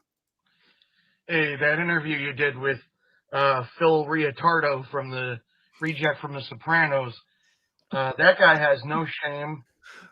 He definitely doesn't feel guilty. He's giggling and laughing throughout. Has a real smug fucking look on his face. I'd like to knock him the hell out. Yeah. You did a great job, though, Prof. I really enjoy all the interviews you've been getting. You deserve all the credit and all the accolades you're getting. So just keep doing what you're doing, brother. But Phil Rietardo, you fucking suck. Honest Phil is what I like to call him. Honest Phil. I don't know who is he referring. Who's Oh, you have to watch. You should. Okay, I did an interview. I'm not gonna get. He used to be on Whatnot for 3 years. Mm-hmm. And he was scamming people, and so was everybody, and 80% of the other people. But he just laid everything out, and people reacted pretty strongly that he's, What do you mean? He laid everything out like what? He's anytime a card leaves the camera, he had 8 cards below him ready to switch it with. And anytime anybody takes a card off the camera, they're switching the card. There's no reason a card should leave the camera. What in the beginning, it was just wild west. He was, buying hobby boxes, taking out the auto, replacing them with different autos, sealing the pack. It was so easy to still rip. What else did he? At least 3 or 4 other really good, juicy stories that I'm glad he was honest, but a lot of people gave him shit for doing what he did. It's a really good interview. Was it like a confession? I mean, why was he sharing all that? He likes the channel a lot. Yeah. I think he also he gives back to the community he did some bad stuff, and I think it's hey, he gets to share with people. So I mean, did he come off as like, hey, I did this, it was really wrong, be aware? Towards the end of the video, he said, he was dealing with it. No, in the beginning, no. A lot of it, no shame. A smile, no shame. But towards the end, he mentioned, like, I have this guy spending he says it's his last $35 for the week. He's drunk as shit. And he's like, at that point, he's just, man, I can't do this anymore. I can't. He also pivoted to do other things outside of cards. He's still a card, into cards, but he's taken up a new hobby. But, okay, but so the caller, that caller just now had a reasonable take. Oh, everyone in the comments just vicious towards him. Everyone. Gotcha. I have more voice. We'll do 2 more, but let's take a break. You in one of your videos mentioned these 1-of-1s. Yeah. And how they're just over in there. Eventually you find them so cheap. So I don't see a 1-of-1 on here, but it's a Leaf. I'd assume it's a true 1-of-1. $63. Eddie George patch auto. I have a couple. What are the other ones? Here's the 1-of-1. Like, these are the rookies of this year. Matthew Golden, $20. I know it's not their. It's wild card. The Travion Henderson, who looks like a really good running back, $75. Jamar Gibbs is one of the best running backs. $90 1-of-1 for an auto. That's a 1-of-1 auto. And 20. I assume a rookie, 2023. Not college. It's a college jersey, but it's his, I guess not rookie, but it's an early card. Yeah.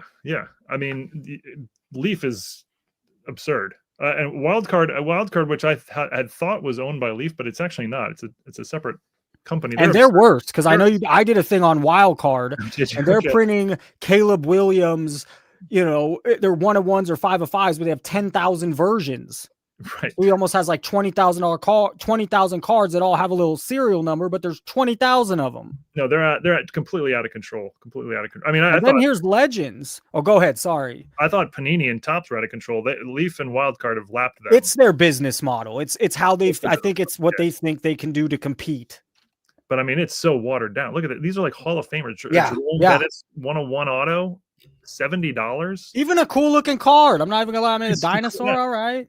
5 years ago, the cheapest Jerome Bettis 1-of-1, and Jerome Bettis retired 15 years ago. So I'm saying long after his retirement, 5 years ago, Jerome Bettis 1-of-1 auto, the cheapest you would have been able to find is probably $500. And now it's 70. I don't even. It might not even have been 500. Like there might. And the problem is they're going to do it again next year in a dozen sets, and the next year in a dozen sets, and eventually it's worthless. Hey, you get a 1-of-1, I get a 1. Everyone gets a 1-of-1. Hey now, this is the one I wanted to point out the most. Allen Iverson, Dr. J, 1-of-1 auto, $275. That should be like a $2,000 card. If that but was really not, because I agree, by the way, but it's just there's so much of it. There's so much, and clearly there's not demand for this wild card stuff. That's because that's the red flash parallel. There's also the red hammer parallel and the red canary parallel and all of that. Canary. I've mentioned this before. At the National, my favorite booth was Wild Card. They had such cool art. I'm a Joker guy. I'm in my hat. I'm a Joker. They had the coolest Joker. I think it can't be copyright, so it's their own version. And then when I saw their problem is their business model, okay, if their wax or their boxes were affordable, but they're pricing them at prices like their Panini or their Fanatics, like $300-$400, $250 for 1-2 cards. And so I think that if it would have been a $50, I could buy this product. I can't buy anything else at the show for that much. I could open a product. I could get some cool hit for $50.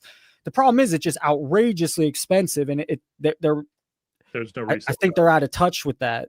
Yeah. By the way, I get Ray Romano all the time as my voice, but I guess you could argue. I guess you could argue that Dang, I'm never not gonna hear it, and I never heard it. Now I'm always gonna hear it. I guess you could argue the other side, which is, well, now this incredibly cool dual auto of 2 all-time greats is affordable to a lot more collectors. I guess my issue is that a lot of what people think are valuable that they're spending good money on, it's a watered down thing. There's so much of it. I agree. This is an awesome card for $275, but someone that just spent $5,000 on one of a rookie, good luck with that. Yeah, right. So I guess that's the counter argument, which sure.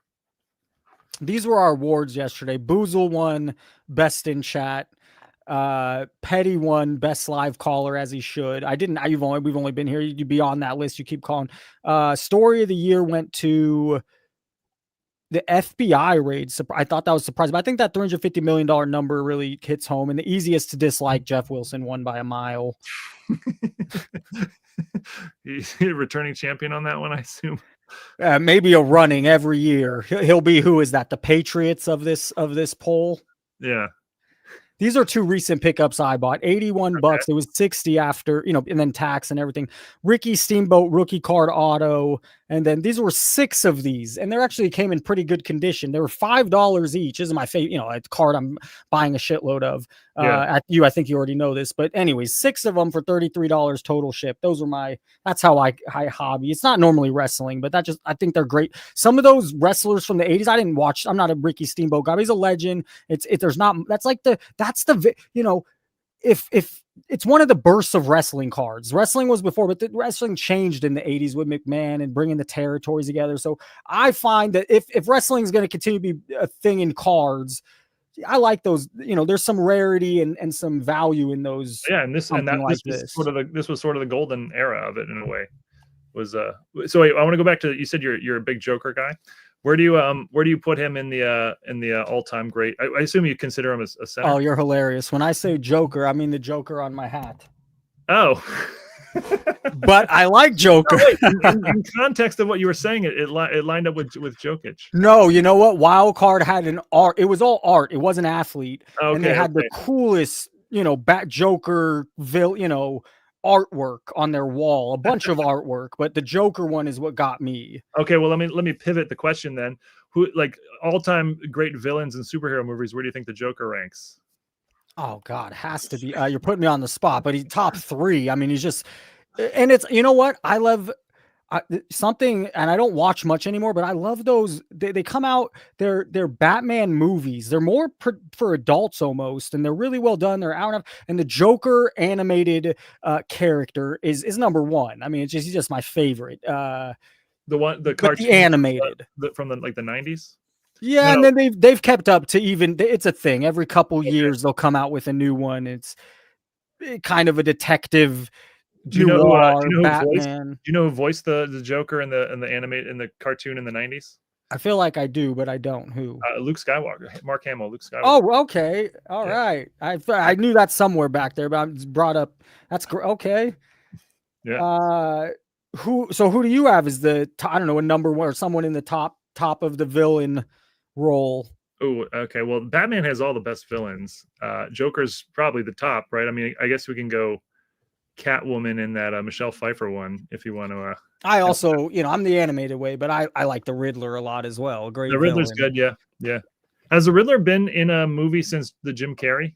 They haven't redone him, right? No, not in like the live action. Yeah, the recent ones. No. Okay. Oh, Darth Vader. Yeah, that's an easy number 1 for me. Let's see. My goal, I'm glad we did 35 minutes on that, because my goal with you was to maybe look at some charts and card prices, and I think you're great. Something I've been wanting to do on the channel, and then I think having you here even makes it, even more credible. Okay. So Riddler was the villain in the last Batman movie. Oh, I haven't watched the last couple. That's why. Yeah, I haven't either. Yeah.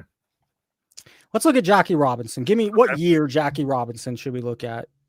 56 tops, his last card. Last card is 56. So how many cards does he have? Maybe 8, 7? Not many. I think it's 10. He's got a leaf. I want to say 3 Bowmans and 6 tops, something like that. No, not sorry, not 6 tops. Yeah, 5 tops. This is just what boggles my mind. Yeah, it's a 700. I know it's a PSA 4. I'll take this card over any of these crazy, stupid PSA 10s that are $40,000 of modern players. This is Jackie fucking Robinson has 10 total cards, not 10 as inserts. 10 total cards. This is my and it's a beautiful card. Look at it. A beautiful card. His last card, PSA 4, solid mid grade, $700. Let's move a little up. You would take this over. Would you take? How about this? Would you take this or 3 of the 101 Julius Erving, Allen Iverson wild card dual autos? Because that's about the same price. Come on. But this, okay. Here's again. You could go get yourself a PSA 7, or you could go get yourself there's 148 of them. He has 10 cards, or you go get yourself the Griffey Upper Deck rookie where there's 4,000. That's tons. And this is 2,500, so you could get 2 of these. That's a joke. You should take the Jackie Robinson. This is why none of it makes sense to me. There's just none of it. They're pushing certain product because there's so many better places in the card world to put your money than now. In a 9, it's going to sell for an astronomical price. There's 11 of them, and it sells for $128,000. But that's it's a pop 11. Yeah. So wait, you said they're pushing. Who do you mean by they? Well, I mean, they is not fair, but it seems like Jordan right now is just the Jordan prices, the inserts, the cards that didn't used to be. There is my friend's gonna hate me, but let's do this here. Let's go to Jordan. Look at this stupid card. Is it 1989? Look at this price. Okay, 9 is $62. There's 11,000 of them, but in a 10, and it's been this way for a while. This is a $1,400 card, Chris. This card I had 27 of them sitting in a box at one point as a kid. The 1990 Fleer, yeah, okay, 89. That's pretty extreme. The 90 Fleer to me is the most. What's that sell for? Actually, that's probably not anywhere near as much. But this card raw was like. I mean, there's 80 gajillion of them, and I'm rounding to the nearest gajillion, but there's 9,000 in a 9 or an 8. There's 9,000. It sells for $27. In a 9, there's almost 12,000 sells for 62, which that's what it should be. It's reasonable. A $60 card. Okay, wait, hold on. 12,000. Yeah, okay. So there's 12,000 9s and how many 10s? It's down to 1,200, but it's not small. Mm-hmm. It goes from 60 to every. So it's a PSA 10, and then it's the Jordan, the Griffey. It's the Jordan rookies also 9, 8, 7, all spiking. But to me, when I saw this price of this card, I'm like, oh, this is where we're at. Well, it should be. It's an easy 10 too. So if you go by pop count from a 9 to a 10. It's 10%, right? It's 10%. There's 10%. Yes, that's right. But the price is like 25x. Yeah, that's right. So that does feel off. I don't know. And why. so they is hard to say, but they's not. I hate when you called me. That's a good call out. You can't say they. There's a for the social media accounts. Here I'm going to call someone out. The Cajun Cardboard of the world is probably a great guy, but all he does is just pump his Jordan collection, show you Jordan. The Adam Grays of the world on Jeremy Lee's live, Jordan on the auction houses, Griffey, Jordan, and so that's who's pushing this shit. Those type of channels. Fair enough. So wait, somebody just wrote something about the 90 Fleer Jordan. What I was getting at with the 90 Fleer Jordan, I'm going to say 10-ish years ago, there was a dealer who had like 10,000 of these. They had 2 5-row boxes, and they were selling them by the 100 counts. It's just 8 billion of that card's way off. Oh, it's an 8. Okay, I was gonna say that's way off centered. And it's in fairness, a 10 there's 8,000. This would be a $60 card. This would be a $40 card. That low on a 10. I would have thought it was way higher. Well, it's because there's 8,000. I mean, there's 8,000 in a 10. Count was way higher. Oh, more. Yeah. What's it in a 9? I mean, that's still crazy for a 10. The other one That's only had true, 1,200, 30,000. Yeah, you're right. So these are just dime a dozen. 16,000. Yeah, there's over 50,000 in a PSA 8, 9, or 10. So there's 50,000 graded copies. Yeah. Yeah.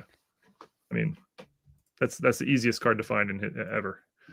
Let's go to Clemente. What year? 73. You want to go as the last card again? You give me a year. Y'all take Yeah, any year. Let's do 73. So before we do that, I want to point out some again. I don't think's talked about. I look for this myself. Jerry West, Wilt Chamberlain, Bill Russell. Bill Russell has what, 1 or 2 cards? Yeah. I mean, Oscar Robertson doesn't have, because they didn't print. They went 57, 61, 69. So in the NBA, some of these players have very few cards, and so Jackie Robinson's one we looked at. Now Clemente had a lot from 55 to 73, and I might not even be his rookie, so he has more cards. Still relatively loaded today. But the players have 20 cards in one set. Clemente has 20 cards ever. Bill Russell's your best example. Absolutely. I think he has two like standard issue cards. But even Wilt Chamberlain, was, I think his rookie's in the 61. He has a 69, and I think he's done by 73. So he has like 5 cards. Maybe one of the sets has 2 cards or 3, 2 of the sets. So he has under 8 cards total. I know, amazing. And he's a top 5 player of all time, top 10 or so. People are so caught up. Okay, so 73 is what you want to do? Is that his last year? His last card. 55 is his rookie, so either one. I will do both. So the 73 is last year in a PSA 7, $140. Reasonable. In a 9, $2,000, there's 229. And I'm going to guess a 10's relatively high because there's going to be low pop count. There's only 8, and it's 45 grand. But there hasn't been a sale since, May 2024. So that's relatively new. Okay. So you see that price, 45 grand, because there's 8. So let's make sure we highlight pop count matters so much, because the same card in an 8 was $1,600. It's only a $385 card. It's his last card. Isn't that amazing? Yeah. That's actually, that card seems kind of reasonably priced. So yeah, look, no jump on that one. Thank you. God, Chris. Because they're not hyping it the way they're hyping it. And also, I mean, it's a little low, but this is you talked about it before the COVID boom or during. It's like, this is what a healthy chart is. I heard you mention a long time ago. As a dealer, you should know, okay, this is the price for this. This is what it goes for. It's consistent. I know what I need to get it at. And then that's how it goes. But that's not how it's going right now with certain niches of pockets of the hobby. No, absolutely. That Griffey chart scares me. Like, I'm not going to, if I'm buying an 89 Griffey now in a collection, I'm quickly selling it. Because that could plummet. This Clemente is not going anywhere. That price is solid. It's got solid bottom. It's not going to drop. I mean, anything. It's Roberto Clemente. He'll be collectible forever. It's Roberto Clemente. Look how long that card's been consistently above whatever the base is, $100 or whatever. All right, let's look at his rookie. His rookie might look different. Yeah. Yeah, actually, that'll be interesting to see if the Clemente rookie spike. No, not really. That's a 4, but that's a $3,400 card. It's 12. It is his rookie card. This card is better than any modern fucking card, and some of them are going for 10 grand, 20 grand. It's like, okay, people are talking about Shea right now. Shea won 1 championship. Talk to me in 10 years. People are talking. You mentioned Joker. Joker is the eye test. He's the best big man passer of all time. His basketball IQ is ridiculous. This is still a better card. Well, yeah. Joker also has 80 billion cards. Yes. So in a 4, it's pretty flat. In a 6, yeah, you jump up. So it's not. These aren't seeing the spikes. That's interesting. So you saw. So can you name some of the cards you saw the spikes on? The Griffey, I even saw it in Pokemon. So that's where it gets me. Where I do think the mystery pack or the buyback, because one live, I had them queued up, but I had a Charizard, a Pikachu, a Squirtle, from new and old, and it's the I had to find them, but again, June, boom, just like this. So I don't even think it's just.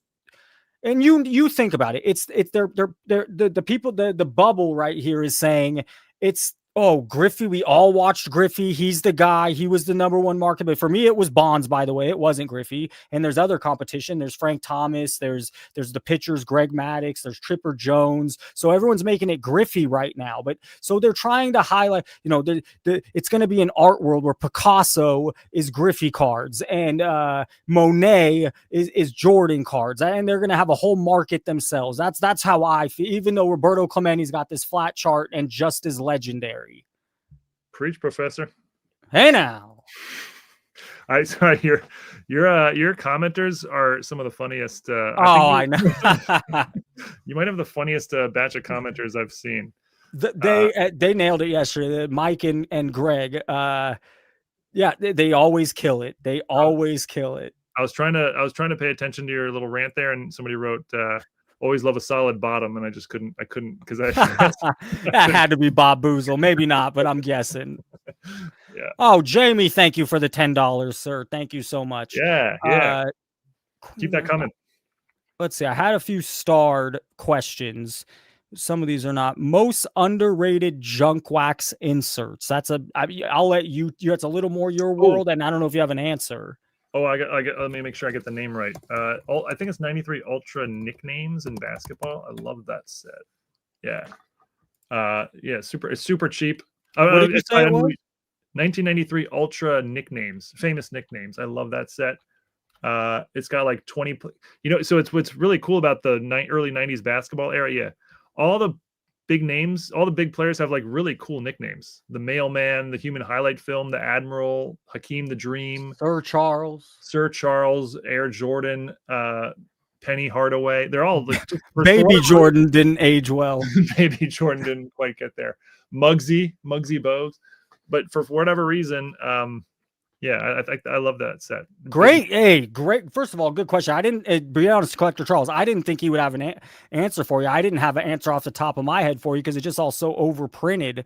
Okay, I'll give you one I like that's super. What is it? It's a hoops one. I think it's called Numbers. I don't remember the exact year. It might be 90. Eddie Jones was a rookie. I don't know if that's 94. Yeah, 1994 hoops. What's it called? Oh, I can't. Numbers, maybe? I don't know if that's the right. There's another one that's a block. Okay, big numbers. I don't know, these are fun things I like. I grew up with this stuff, though. That's why these are cool inserts that I grew up with. And there's others I can't. The Block Party. Oh, yeah, Block Party. Super cheap. I love these. I have this set. Love this set. Now, when Charles asks, I think he's asking undervalued as in it'll go up. Now, that Jordan card we saw in the BGS 9 was $200, the one you just mentioned. So, sure, maybe there's some. The ones I gave, I don't plan on ever being valuable. Undervalued. Well, undervalued is tough to say. So I'll give my favorite insert. My favorite looking insert ever is 1996. I don't know if that doesn't count as junk wax, but 1996 Pinnacle Skylines in baseball. I'm gonna spell Pinnacle wrong. These, Yep. They're gorgeous. They're kind of expensive. They're gorgeous in hand. No, yeah. Oh, okay. I remember these, no doubt. Yeah, because they're clear, so like you see right through it. So the Griffey sold for $1,700, while Mike Piazza's $80. Oh, this is a graded one at least, but the Will Clark's $100. All right, so I want to find another commons are like 100, even though not common, not whether Will Clark's a common, but the cheapest guys are $100 now. It's just that Griffey thing. All these other Hall of Famers here. Cal Ripken $120. The raw Griffey $750. Wade Boggs $110. Is Ken Griffey 6 times better than Cal Ripken? Obviously not. But is he 6 times more popular than Cal Ripken? I wouldn't. And here's Bonds, $365. Is he double the price, more than double the price of Bonds? Barry Bonds? By the way, I'm with you. Bonds to me was he's the best player in a sport I've witnessed in that 4-year run. And everyone was on steroids. So he still stood out compared to everyone else doing the same thing. Yeah. It was fascinating because I was in the Bay Area during that time. So Balco, I don't know if you remember these players. I'm going to name some obscure names. Center fielder for the Giants was Marvin Bernard. Oh, wow. That is really obscure. You're right. You're in the 90s right now? That would have been early 2000s probably. Maybe. Yeah, no, 2000 during the steroid. I think it got busted more early 2000s. Marvin Bernard? Yes. And so he was on the juice, but he could barely make a roster. So everyone was on it. Randy Velarde was a second baseman for the A's. He was a journeyman, also on the juice. And it's like these guys they were journeyman veterans. So everyone was doing it. It's not just the big guys. Everyone. Nomar Garcia Parra, Sean Green. I don't know if that's for true, but these tiny little guys. So Barry just lapped them all. Yeah, he did. He super lapped them all. Who would be the best NFL player you've ever saw? Okay, yeah, that's a good. So in basketball, it's definitely Jordan. And I'm sorry, like I don't know where you fall in the Jordan LeBron thing. To me, I have Jordan. I'm a Kobe. I hate that LeBron just gets pushed to Jordan over Kobe, because to me, Kobe has a great argument to be better than LeBron. I won't fight you on that. Like I just remember, and I was younger, so maybe I was more, less clued in, but I just remember when you would watch a Bulls game, like Michael Jordan was just clearly better than everybody. In control. And there was no time when that wasn't the case. And I've watched LeBron games where I didn't think he was better than. Now his whole championship run, he did play with Pippen, and Pippen is, I've done restarts because I was like, I didn't consider him that great of a defender. He's on people's list as a number one defender of all time. So Pippen? I mean, he's playing, and then you have Dennis Rodman on that squad as well. So I mean, for three of them. So I mean, he did have that team was far and above better than some. I know you have Malone and Stockton, but that team was stacked. They're pretty good. Okay. Someone asked, they're going back to when your story. They asked how many $1,800 sales of that. I'm rewinding quite a ways, but you mentioned it wasn't a valid comp. So I would say you need 4, 5, 6 to show me this is a steady price here. Oh, that's a great question. I think in that case, if I would have needed certainly 2, probably more like 3. But because it was a rare enough card where it would only sell a couple times a year. So maybe the spike in the last 6 months explains it. But I don't know that was it's a rare oddball. So this card. This was recent. Yeah, it was very recent. Yeah. So I would say 2 to 3. I don't know if this guy's inside. This is funny because my stepbrothers listen to both these. A No Limit Soldier or Cash Money. I can't imagine that is anything you have reference to. I don't even know what that means. What does that mean? They're two back in the 90s. They're two, at least if I'm understanding it right. Okay. They're two rapping factions. Oh, I was into rap in the 90s. No Limit and Cash Money. Cash Money Millionaires. Hilarious question, super random. We'll do a couple more questions for Chris, and then we'll wrap up with him. How does a person just getting started look and buy collections, Chris? What would be some advice for that person? A person just getting started. Let's see. I would say and wanting to buy collections. Yeah. So like the goal as a reseller or as a collector? Because that's his question is, how does a person just getting started look and buy collections? I would assume to buy a collection to resell. That's what I would assume. Yeah. So I've mentioned on my channel, like the early days are a hustle, big time hustle. I was jumping on Craigslist all the time, and that's a really tough racket, but it's the kind of thing you got to do. And that was back then. Craigslist has divulged into something else, right? Now probably Facebook Marketplace. Yeah. Okay. The today equivalent. But I would go to card shows and I would just tell every single dealer there that, hey, I'm actively buying collections and give my number. And it's sort of, the more you do that, the more of a network you build. I heard someone gave me insight to follow. I'm not doing this. I'm not into this, but the way they were doing it and they had real good success was going to staying up on estate sales. Yeah. No, that's it's a long shot, but the 1 in 10 that hit can be big hits. You must be. Oh, you had the Jedi band, so you are a Star Wars guy. Chris, do you like or hate Rogue One? Rogue One is fantastic. Yeah. Hey now. What do you think of Topps project cards? Like oh God, I hate those. That's the art cards, right? I'm pretty sure. No, I hate those. I don't have any problem with them in theory. I just don't like them. And I buy collections all the time where people had like 200 of them, and they're all worthless. So, Jamie knows me too well. Even DoorDash, because he knows my ankle is busted, foot's messed up. Last one. What's your go-to DoorDash? Yeah, and yes, I buy hockey. Yeah, I'll buy anything that's a card. What's your go-to DoorDash? I stay off the app so bad, but because I hurt my foot, it's hard to drive and get around. So I did some Mediterranean food. My stomach's so bad that I don't eat until I haven't ate yet today at all. I'll eat after the live. I'll go on a walk when I won't go today. But what do you mean I haven't eaten today? So no. I don't have a colon. I got that removed. I had a bag in high school. So I have a really weird stomach. It's not, you can't compare it to others. And so if I eat, I use the bathroom a million times. I can't work. It'll slow me down. I get very low energy. It actually takes energy from me. So if I go all day without eating fast, and then I have to pick, I can, chicken, pork chops. But lately I've been so busy. In-N-Out sits well with me. I've been eating a lot of In-N-Out. Panda Express sits pretty well with me. I've been eating a lot of Panda Express, but In-N-Out is my go-to. You don't have In-N-Out over there. No, East. That's a West Coast thing, right? I think they just moved headquarters to Tennessee, so you might start seeing it more out that way. I don't know for sure, but I know they left California for a cheaper. But California's fucking up, and they left for a better state.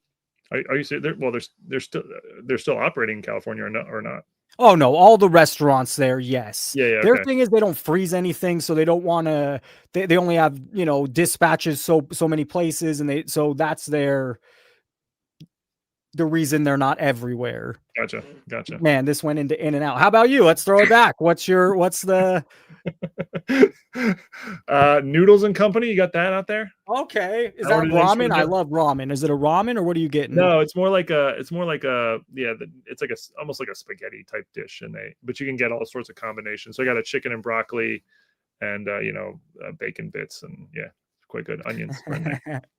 Bro, we did an hour, and this is what I love about something. And this is why I like the lives. I know the lives are pretty decent because if it wasn't, it felt like 5 minutes. Our conference this whole day, AIH for an hour. We went for an hour in total, 2 hours. And it's just it felt like talking to you for 5 minutes. Yeah, that flew by. The next time, I know the holidays are coming, and so I don't know if we'll get you again in December, but you're more than welcome. And the show is better with you here, so you're welcome anytime. Yeah, appreciate it. This was fun. It was fun, and thank you for the kind words on the hobby score. That's something. That's something I put a lot of work into. No, much respect there. That's like a project I would have loved to do if I had those the programming skills. Chris, have a great week, and I look forward to talking to you again soon. Yeah, you too, man. Moment of silence. I don't know what we hit, somewhere around 150 again, back-to-back nights. Maybe I saw 140, I don't know, but it was another night. We're steady over 100 every night, which that wasn't happening a month ago, or maybe a month and a half ago. So that's really exciting. That was a great AIH brought receipts. What I love about when AIH comes on, what I absolutely love about when AIH comes on is there's no BS. He talks, he gives this thing for 10 minutes. He goes hard, and I'll give him more time. It's good stuff. But he doesn't want to stay where he doesn't just talking. And then we got Chris from Cardladder, and he answered some questions. That index question is a question I've had for years. And I shocked that he goes so deep into vetting. He says he doesn't have those $6,000 sales eBay has, Market Movers has, 130 points, because he's vetting these things, and it doesn't make sense. Oh, my God. A man of my heart. And then Chris just crushed. The knowledge that Chris had. Eddie Jones, I think 94. The last year, Jackie Robinson, 56. When you want to get card advice, come to me and come to Chris. It's that simple. Come to people that know that shit right off the top of their head. You know the year that this player was a rookie. That shows some deep love and knowledge. Anyways, guys, Tuesday and Wednesday was really fun. I had a blast. I almost have more. We never got to. Do we want to go longer? I don't know. There's no reason we can't go longer. We finish on Mojo, save it, go live Friday. I want to go live Friday. I like the break because it adds a little anticipation for me and you coming back Tuesday. Let's finish. Let's finish with this. So it's going to be nothing next week. So here we go. He got scanned. Here's my thing. Is it an angle? Probably not. But he released this video and the short. Within the same couple days. Scam. Kids. Let's give them the money. Let's get emotional manipulation. That's what it is, folks. Go look up what that means. Emotional manipulation. Emotional damage. Cards is fake. Somebody sold them to me, scammed me, and I can't. I think I have those. I did a video. You should watch my channel, Mojo. I think I did I bought cards from Temu, whatever. It's AliExpress, Chinese. They look great. I have a Joker one of these, or maybe not one of these, a different one, a flawless, blah, blah, blah. Yeah, of course, you know these are highly scammed. You know these are highly faked. If you have any idea what you're doing, they're making these in Asia off the print run, and they're selling them for $2. And is it an angle? I don't know. It's just a little odd. It's a little funny. The whole 25 minutes is on this story. Even find this guy. Drew, if you're watching this, you're a bogus mags, bogus Panini stickers, bogus cards. Literally a $5,000 deal down the toilet. Unbelievable. Isn't it great that he said toilet and toilet was in his Arena Club video? I love it. So his last video, Mojo, hey, I said, look at that face. Never adult. Oh, you can't even see the fucking video. Look at that face. Is when people fake these cards with fake Panini stickers. Okay, so just let's make sure. You could go buy these on AliExpress. You, me, anybody else. $2, $4. So someone spent $20. They waited 2 months to get them shipped over. Mojo, you should really know, but you should be ashamed of yourself, Mojo Sports Cards. I mean, come on, bro. These are the prime and they're in a case, so they're even easier. I'm not even going to give the guy that scammed credit to be brilliant for that. It's obvious. So bad. And is it for content? That's the other question. Is he not that bright enough to do this deal? And then how did this deal get done even? Let's find out. And fake mangas. Guys, every single one of these cards is fake. Somebody sold them to me, scammed me, and I can't even find this guy. Drew, if you're watching this, you're a bogus bags, bogus Panini stickers, bogus cards. Literally a $5,000 deal down the toilet. Unbelievable. I love literally a $5,000. I love that. I gotta clip that one. I love that. Bogus mags, bogus Panini stickers, bogus cards. Literally a $5,000 deal down the toilet. Unbelievable. This is my most disappointing purchase of the year. There's nothing worse than spending your hard-earned money on something that turns out to be fake. Nobody likes to get scammed in this community, and unfortunately, even I fell victim. So why don't you got a huge fucking platform? Why don't you talk about all the other scams? Why didn't you make videos on all the bullshit? No, Arena Club. Oh, kids got scammed? Let's give him what happens when an adult gets scammed? Did he get free packs of holiday basketball tops? No, you get fucked. But kids get scammed. Oh, here's some packs. If you as an adult in this chat room get scammed and tell someone at a show, you think they're going to give you a box of fucking cards? It's emotional manipulation. And it's also trying to build a customer base of young people. Because us people our age understand it's bullshit. Mr. Charles. I just got me a little hyped here. What a great show tonight. Charles, how you doing? Living the dream. I have one insert I want you to look up for me. All right, change the pace. I want to do this thing, but okay, let's real quick. One insert. Shoot. It's the 1992-93 Skylights from Upper Deck. It's basketball. Oh, cool card. I mean, I love that card. It's my favorite. That's the Shaq. Yes, I have the Jordan and the Shaq. In a PSA 9, it was the but first. These, you have to understand that 90, there's I don't know where you want to go with it. Let me just go with my thing. There's a reason Shaq rookie cards just don't hold value because there's too many. Absolutely. And that's what's going on right now. And it's a Shaq. This is Shaq. Do you know how dominant Shaq was? I talk about Kobe. Shaq is right there. Shaq and Grant Hill were the two most overprinted rookie cards, I think, in history. And Jason Kidd's up there, too. That's why. So what is your take? Why did you have me bring this up? Where did you want to talk about the inserts with Chris Sewall, and I wanted to bring it up, and he was already bringing up other stuff, and I was like, that has to have some love. We need to see more of that. But Jordan you also stuff. can't. You're cool with buying it for $3 and it's staying $3, or do you think no? this is going to go up? Or I'm just trying to gather. Are you saying it's a good undervalue? You think it'll go up, or you think it's just a fun, cheap buy? Because it is. Fun, cheap buy. You don't have to buy for investment. Sometimes you buy just because it I've looks had good. these cards since I was a kid, and I have like 70 John Stockton sitting right next to me. And there's a dime a dozen, there's Patrick Ewing. And I mean, I've had these cards 30, 40 years. And yeah, some of these Skylight cards are awesome. That hobby, the block party cards, I love and super cheap. Collecting a set of those is awesome because some of those are really hard to find. Like the Glenn Rice is really tough to find. And I think there's a Tim Hardaway and there's a Harold Miner back when he was a thing. He was the next big thing. Those are such awesome cards and they don't get any love because they were overprinted and they're junk wax, but it doesn't mean they're not good cards. They don't have to be $1,000 not to be awesome looking cards just because they were overprinted. And I think it's really not talked about enough. And I'm glad you and Sewell started bringing up more of that kind of stuff. Yeah, I didn't see him going 90s basketball. I love that. I love the 90s basketball stuff. That's my wheelhouse. I didn't see him doing that. That's my wheelhouse.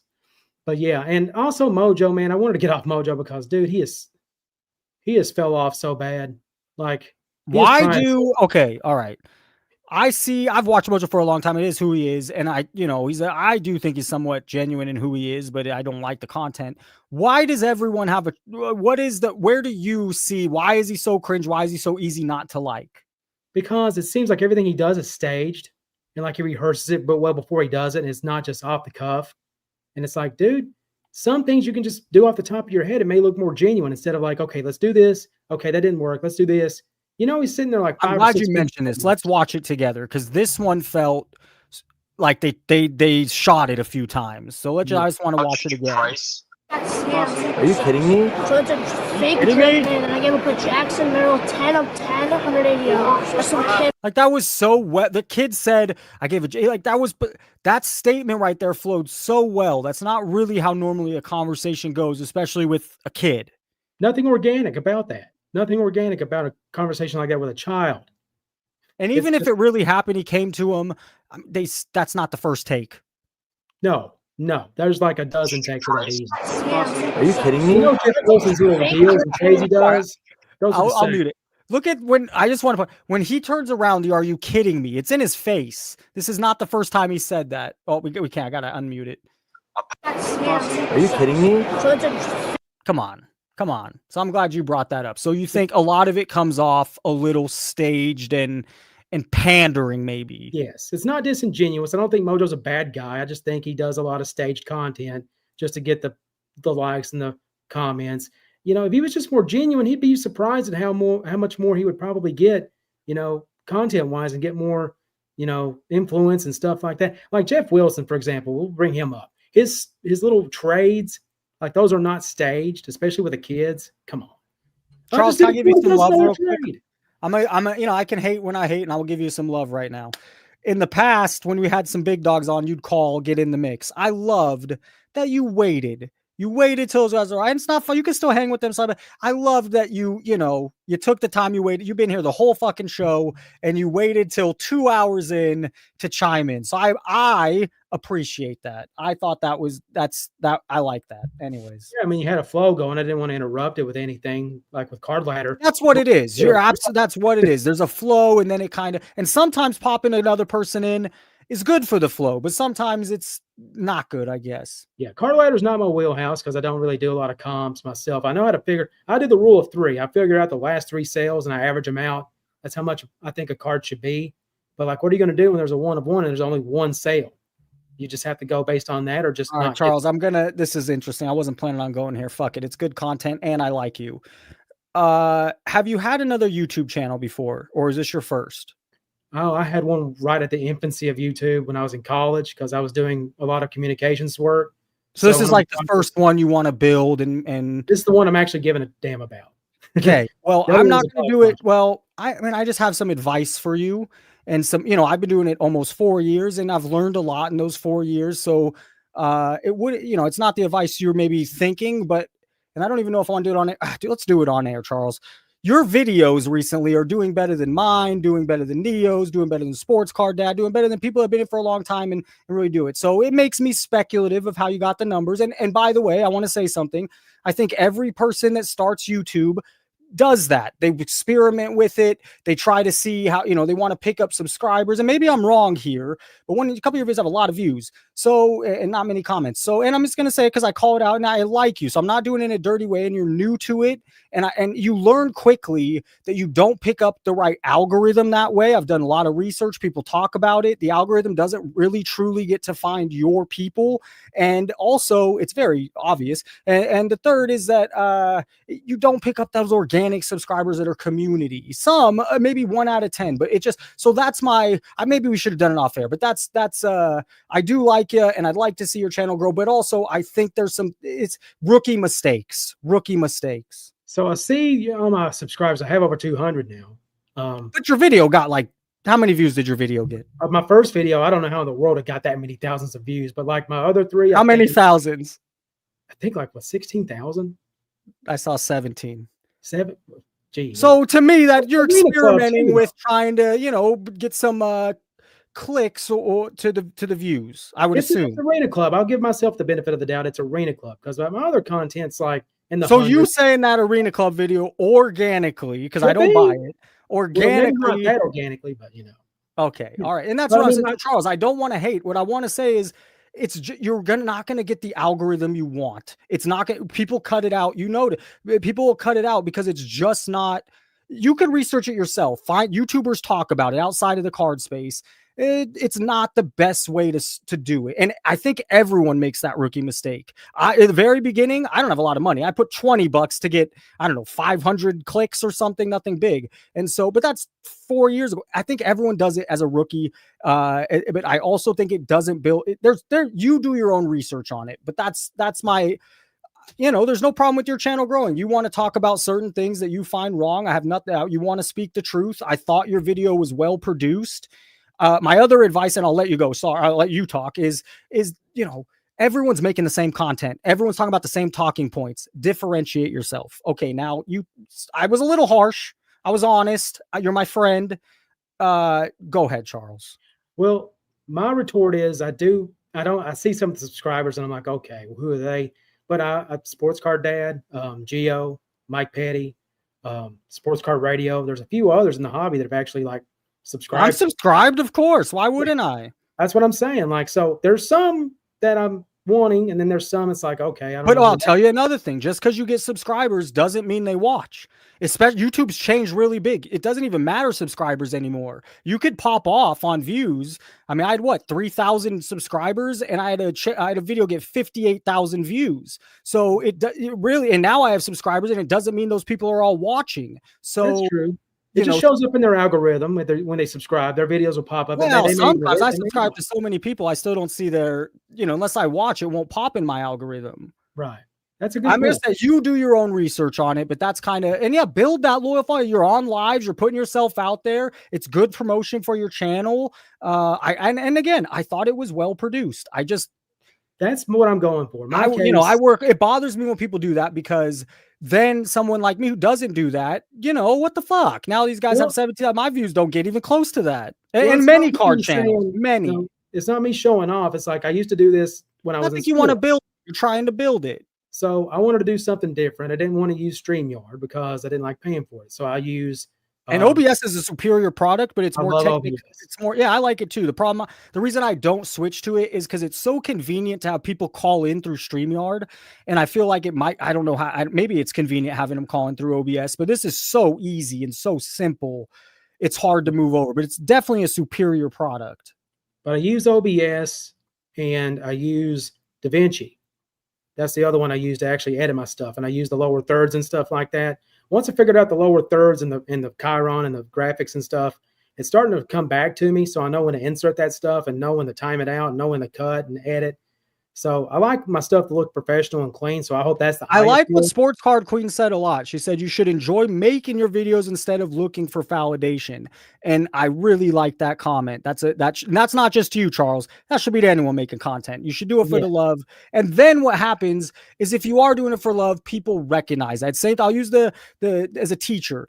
Kids know if there's a staff there that hates being there, and they also pick up on the energy of people that love being there. And what I got from the little bit I watched your video is you do love it.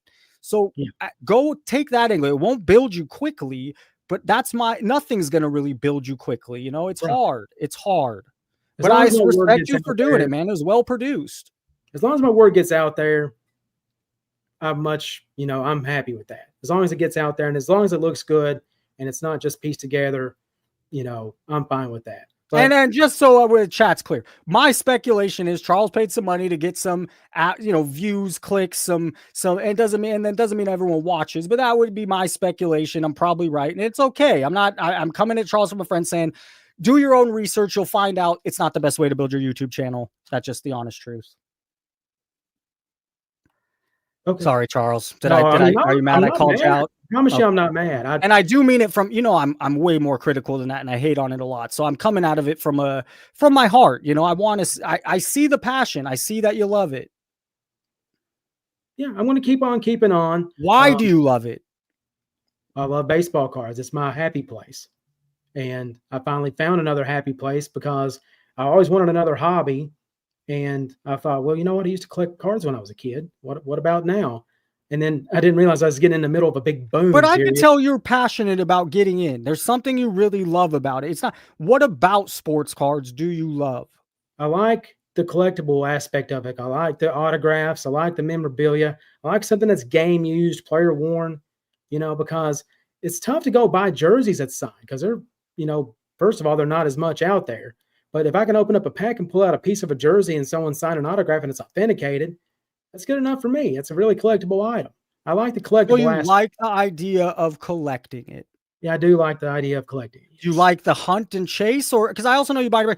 I like the research, as HOJ mentioned. I like building my own research. I don't want to go to a brick. I don't want someone to, hey, in 10 seconds buy this card. And I still think you're on kind of in the middle there, and that's okay. I'm not hating. I'm just trying to gather where you're at. It just depends on what the card is and what product it is. If it's a $5,000 box of cards, I'm probably going to buy into a break to see if I can chase it. After one or two, I'm probably going to stop. But if it's just something that I can afford, I'll just go ahead and buy a box. And if I can't get it out of the box, I'll just look on eBay. But I'm not going to waste a ton of my money in chasing stuff. The chase is fun, but it's funner just to have the card in my collection. You've gotten sharper over the months here.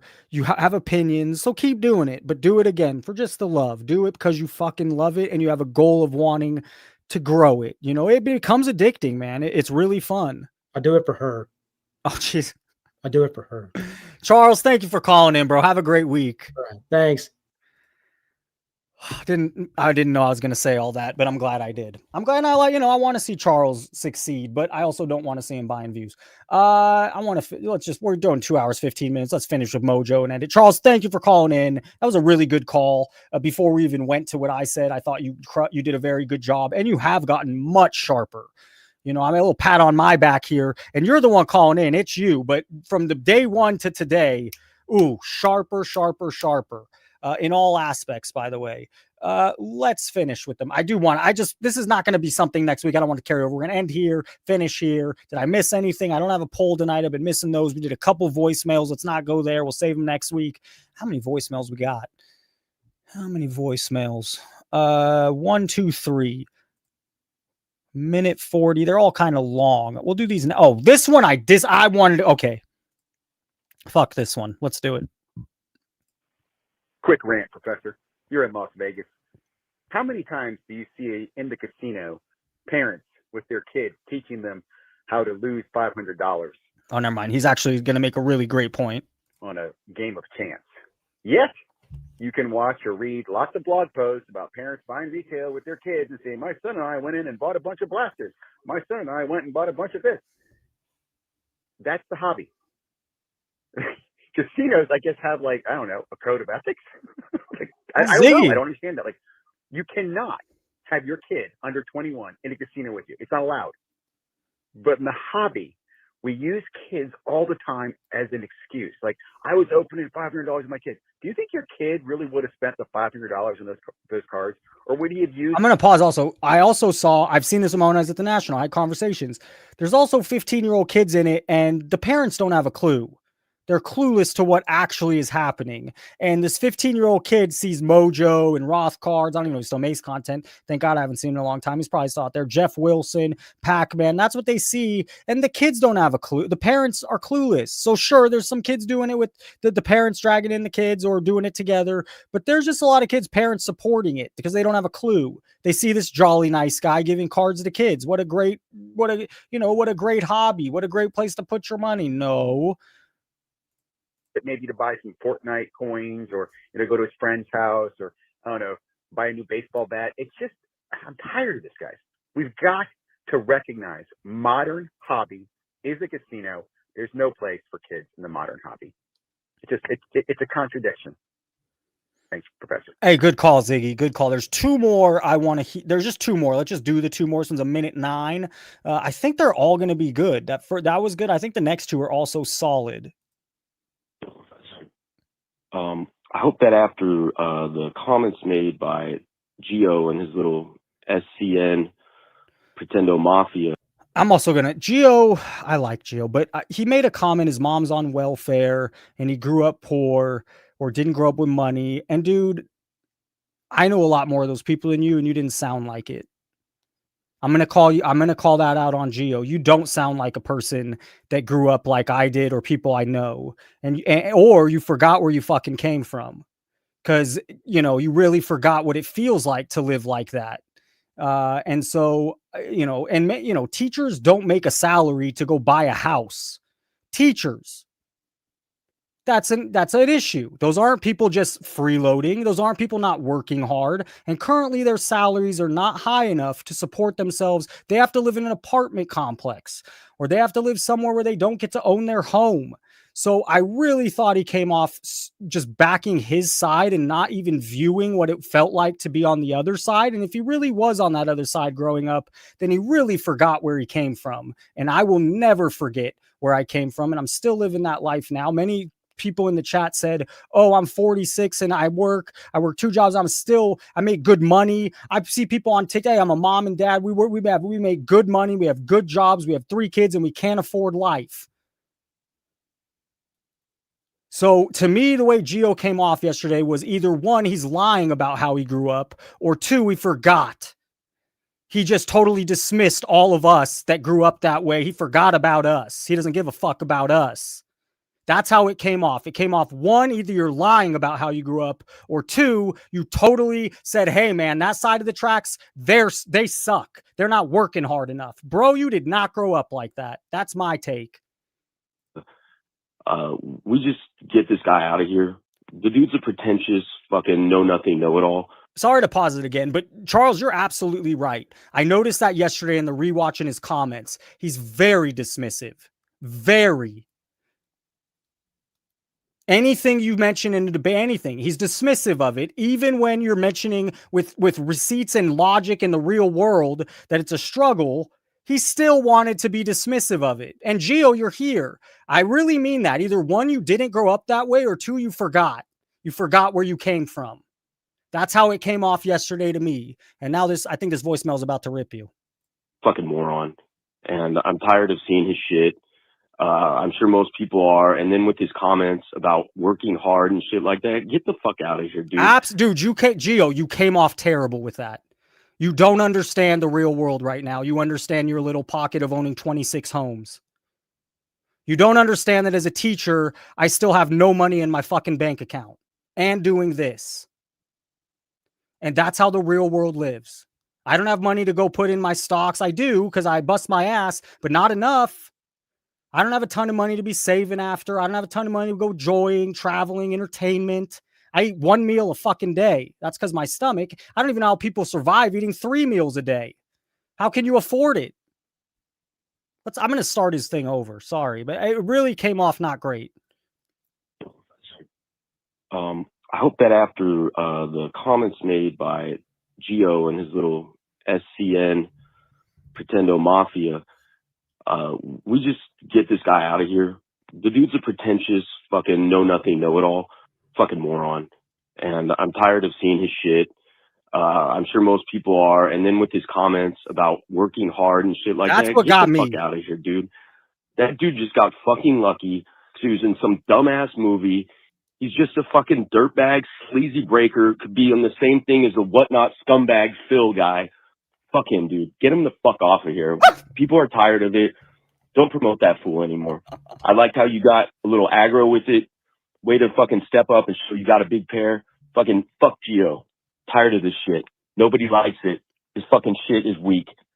And he's just a fucking shill for Arena Club or whoever that fuck else has money. And he even knows it. Like, dude, in a couple of years, that guy is nowhere to be found. Nowhere to be found. Sucking dick on the corner for a Happy Meal or something. I mean, that's up there for call of the year. Sorry, Gio, but that was a great call. And I'm glad someone else said what I felt. And the comments all agreed as well. And to me, I thought about it today. I'll leave it at that. It's one or two things. You either really didn't grow up that way and you're lying through your teeth, or two, you forgot. Last call, last voicemail, and then I'm not going to do Mojo. We're out of here. Last voicemail. Looks good. First time, long time. What I would bring up as kind of... Gio, you're being dismissive again in the chat. You're not open-minded here. You're not listening. You're hard-headed right now. You're still being very dismissive and just putting yourself in a corner. Nobody puts baby in a corner. That's what you're doing. You're doubling down on a terrible take. You're dismissive of real... When I have a good... And this happens in our debates, and you want to say, I'm this or I'm that. You know what? You're dismissive. You pay it no mind. You just push it to the side. Oh, I hate the people that whine. I'm not fucking whining, man. I'm telling you the truth. Life is hard for many Americans. And your comment was terrible. And you're backing it up. And by the way, I'm not an asshole. I'm your friend. I'm your friend telling you this. I'm not some random commenter. I'm not some random dude. We are friends. And I'm telling you, it came off terrible. And now you're being dismissive about real life. You don't live that way. Many people do. And it's not because they don't work hard. It's because we have a system right now where you said the top 10% control everything. You're still being dismissive. You still live a better life than the many Americans struggling. You still don't deal with that life. And you're dismissive of everyone living that life. You must have a weird view on everyone. You're putting everyone in a corner in that life. First time, long time. What I would bring up as kind of a critique of you and kind of the bear market type people is, and it's okay if you collect what you want to collect, that's all, and don't worry about the money, but when you fixate on the money... Gio, I didn't think about it. There was 17 things going on. I didn't know you were going to call in. Call in now and talk about it. So either you lied. I didn't say you lied. I gave two options. Or you forgot your people. You forgot what it felt like. And I will never, and I still live that life. And so many people do. So sorry. Sure. I'm saying it now, man. What's the fucking difference? I'm saying it now. You're being dismissive again. Why didn't you say it yesterday? You're putting it on me. It's a real thing. You fucked up. You said a bad thing. No one will know. No one will remember. You messed up saying that because you're dismissive about things. You only see it your way. You want to push your way. Your way is not always right. It came off dumb and ignorant. The critical often ignore the demand side of the curve and fixate on pop count, which is an important thing because it is true scarcity. But you all often discount the demand. Now after that, like, I don't know, I'm too riled up. Gio, you're still my buddy. I still think you have a good heart. I think that you should do some reflection on this. You asked, oh, is inflation even real one time? The fuck? What world are you living in, dude? Watch some content, read some news. Talk to people that don't have money. Or even not money. Talk to people that make $100,000 or less. Shit, $200,000 or less. It ain't easy, bro. It ain't easy. I'm going to end it there. Love you guys. Gio's mad at me. I didn't confront him on it. Okay, sorry. There's a million other things going on. I definitely took my side. Guys, have a great night. We'll do it again Tuesday. And what a show. Tonight was a good show. Back-to-back good shows. Back-to-back good week on week on week. Back-to-back. Have a great night, guys. Thank you for being here. and it was fun. It was a lot. Hell, we're not going to end. Here's our guy, and he is my friend. So I hope this doesn't get too ugly. What's up, Gio? No, I mean, it doesn't have to get ugly. It came off as like you forgot where you came from, or you didn't really come from there. That's what I get from that. Is you either, and in other times I've talked to you a lot. You kind of say what's good for the moment sometimes, and so I'm gonna call you out on it. One or the other. You either didn't grow up with no money like I did, or many others, or two, you forgot what it feels like. Huh. Okay. Well, actually, there's no sense respond to that. I mean, okay. Oh, sure. All right, fine. That's how as a friend, that's what I'm telling you. But yeah, so why not be honest and tell us the backstory and tell us how you grew up poor and why you have no sympathy for him? I have plenty of sympathy. I didn't come off that way yesterday, man. You did not come off that way yesterday. So you get caught up. Here I don't have much sympathy. You come with your attack methods, and we talk on the phone. Yesterday I didn't attack anyone. I was talking about money. But today, I was talking about money. You play those voicemails. It's call of the year. I didn't know what he was going to say. It was a good call. By the way, it's fine, but I'm dismissive. I'm a liar, and all this other stuff. Which is no problem. I have no issue with that. Gio, did you grow up not be, in a home where you didn't have money? I grew up with the four of us. My mother was a single mom. So why did you say that yesterday then? So why, if you know what it feels like, why would you say that? What are you told? What's the comment that set you off so much? The comment was terrible. Work harder, make better choices. Correct. I think that is the answer to 99% of people's problems. Well, you're absolutely wrong. No, that's your opinion. I'm wrong. No, it's not an opinion. The society is an opinion. Right now, you mentioned the top 10% control everything. It's not an opinion. Many people are struggling, and your comment was dismissive and made them feel like an ant. You know my whole family struggles. You think that guy called in out of nowhere? You think some dude that heard it just got that passionate out of nowhere? Yeah, your audience, you incite this my crap. Audience. My audience enjoys you. No, that's such bullshit. My audience likes you. Your audience I don't mind if they don't, but you were 36%. You took number 2 over Orlando and whoever was on the Ziggy. You were the one.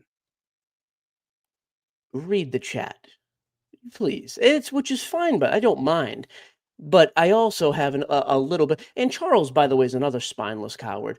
Charles, so why did you say Why did you say what you said yesterday? Why? It made it feel like you forgot what it feels like to grow up in a home with nothing. Sure, because this room has become an echo chamber for, hey, everybody has money. Everybody does. By the way, yesterday I started my comments with, you are not in that 10%, which is fine, but you're content and you work hard. And I'm not content. I'm not fucking content. I don't own a home. I don't have enough money for retirement. I'm not content. I want to do better. That's why I come on here all the time. That's why I work hard. That's why I got my education. But I'm not content, man. I have tons of student loans. I'm not content. And student loans is a big problem. And debt is a big problem in this country. So you work hard and you are content to work I'm hard. not content. Let me finish the statement. But I don't stop saying you're putting words in my mouth. I'm not content. You just said I didn't. I'm not content. I'm letting you know anything about it. I'm letting you know right now. I'm not content to work harder and make a better product for yourself. Sure, you are, and that's what you're going to continue to do. Whether you make you're also money or saying not, other people in the world who you don't know, they're not doing. You're putting them all in. 99% of them in one. And dude, that's not the truth. Imagine being an 18-year-old. How do you know putting 99%? I said a lot of people in your chat. I think are that. I think most people are that way. By the way, this said is also coming from a guy who 99% just said he doesn't know if I that. grew up poor, and you have no clue. Like, what kind then of why'd you forget about us? Then, well, your comment forgot about it. A lot of your comments forget about it. Keep talking about your money. I know. I never bring up my money. When do I talk about my money on here? All the time. When you ask me. And then you praise me for being open about it. No. Do you not praise me when you say, at least you come on and talk about things? Do you not want to know? Then don't ask the question. I like that we talk, and I like you, man. But I didn't like that comment. And you're not backing down at all from it. You don't let me explain. Fine. No, because you take it. Then Collector Charles is this, and then you take it 7 ways and never answer my question. Why did you say it yesterday? You keep going. Because you keep going off on other things. Because I believe it. That's why. I think if most people simply apply themselves, I think it's a bullshit take. I think it's a take that is a money take.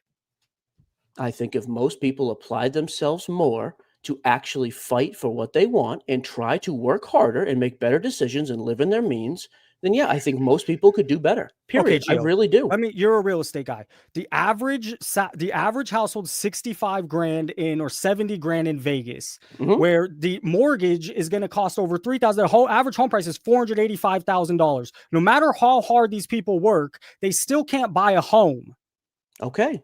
So you don't need a home to be successful. I don't understand. Why That's you a bit. No, it's not successful. That if you buy a home that is a place of equity. It's the people that have homes have so much more money than people without homes. It's just a fact. So then you have to make more money if you want to buy a house. That's a simple economics. So, but when teaching doesn't pay enough and doing YouTube on top of that doesn't pay enough. So thank you. That's why I'm not. So you're taking a weird. It's not right. There's weird things going on, but you can't pin it on those people aren't working hard enough. There's more to it. I think most people are not. Created a weird way. Just to be clear, though, I think most people don't. Okay, and some are. I don't know what you 60, are. We started the conversation yesterday. But I'm not one in a million. We started the conversation yesterday like you actually are somebody I respect because you do. So what about teachers across America? Are they not working hard enough? They shouldn't be able to own a home?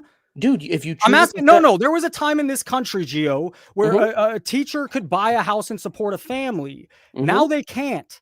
I didn't chose that profession. That's how the housing market and some of everything is so. That wasn't for expensive. Charles, by the way. That's my fault, Charles. That was not. I was not talking to you. I think I said collective Charles. I did not mean Charles. I'm sorry, buddy.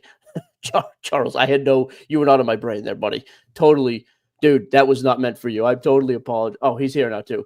Charles, I'm good with you, homie. Michael, college might be a scam, but don't you want? I agree. It's because they've made it. It's all corporate. Let me just answer this real quick. College is a scam. It's all corporate. It's all they feed off the young kids that don't know any better. They give them a lot of money. But don't you want your doctor having gone to college? Don't you want your lawyer or 100%. the teacher that your kid goes to? Don't you want to go into college? Now, I also think taking a trade is very good. It shouldn't just be college or bust. I went to a trade school. But I went to high school. Don't be too down on college. By the way, Charles, I mean that. It was not you in the chat. I'm not. Charles, why did you call for because that? I said he was because I said that. I didn't mean Charles. Me and you were good, homie. You know that. I was gonna say like no. We're good. We are. I apologize. Not you at all. I saw the comment and I've read the wrong name. Hey, but I will say this, Jason. But even there, right? So if you know though going into it. By the way, I respect teachers. I have teachers in my family. If you know, but that's my point. Is when you say work harder, you're wrong. The system is not created right now. Most people need to work harder. The system is not created for people to get ahead. Most people do need to try harder and work harder and find something else to do. I think that's an out of touch statement, Gio. Okay, we're allowed to. But I don't know. You don't care. I don't care what you think. I do. I think it's very out of touch. Okay, and I think you're out of touch. That's right. It's a very blanket statement. I also would say though, I think the majority of people are lazy and don't work hard. That's also true. They I disagree with a lot of that. You think most people are hardworking? A lot of people are hard work. To say what 60-40? I mean, what breakdown? You're making it a breakdown that's everybody. There's a lot of people that are working hard. And I keep going to teachers and you keep blowing it off. Every teacher in America because we agree on teachers. I said that 10 times. You just don't shut up enough. There's other industries, plumbers. There's other industries that people can't afford life. They still can't afford life. That's a stupid statement. Dude, the plumbers that work for me are making $100,000 a year each. And $100,000 is live in LA on $100,000 and you're living paycheck don't to live paycheck. Don't live in LA. And by the way, LA plumbers make more than that. So again, that's not correct. No, Gio, people that make. I read a study. People that make $200,000. I think there's 67% of them living paycheck to paycheck. My brother's one of. There's many people. He makes $200,000 and he lives paycheck to paycheck. $150,000 a year. He owns his own gym, and he's doing something wrong. That's ridiculous. And he works his ass off. And he can't go buy a house. Yes, he can. What else is he? He does it in Irvine, California. He rents a studio fucking apartment, making all that money. The most expensive zip code in the country. Well, he also gets because people will pay him more living in Irvine. He also makes more than the average person doing what he's doing because it's in Irvine, California. He makes a lot more as well. But the average person, Gio, he owns his own gym and $150,000 a year, and he can't do it. But I think that sucks. Great. Like, I think he probably does work hard.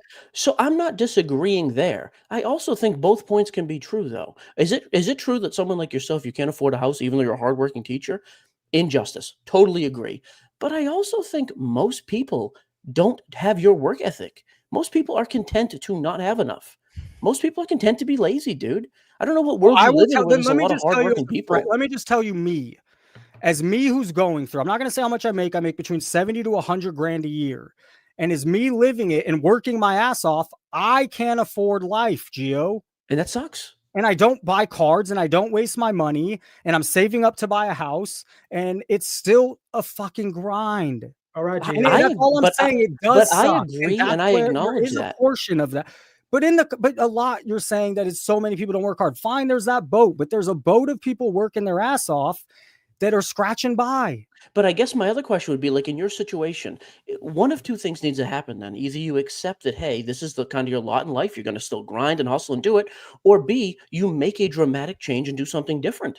Well, no, I'm also a little, I grew up with nothing. Absolutely. My dad lives in a trailer. Maybe. I don't know that. You might be lying. If we're whatever you say, but I'm going to back it up. I'm very conservative. I chose teaching because it has a pension. I chose teaching because in 20, 30 years, I'll have some money. But that's also the house dream. The house dream is that in 20, 30 years, you don't have to pay a mortgage. You have equity in your house, and it's good for Americans to be able to buy a house. So I just want to make sure you understand. I'm not blaming you or people with money. The society is set up right now for a lot of people not to be able to get ahead, and COVID 100%. really fucked with things. But my point is, if you are okay, by the way, my mother and father do not own houses. Like my brothers and sisters, nobody in my family does. As a matter of fact, I'm the only one, and I've bought houses for them. None of them own a house, even though my mother worked hard, my father, all these people. So my point is, though, you can either live their life like they did. My dad is a super happy guy now.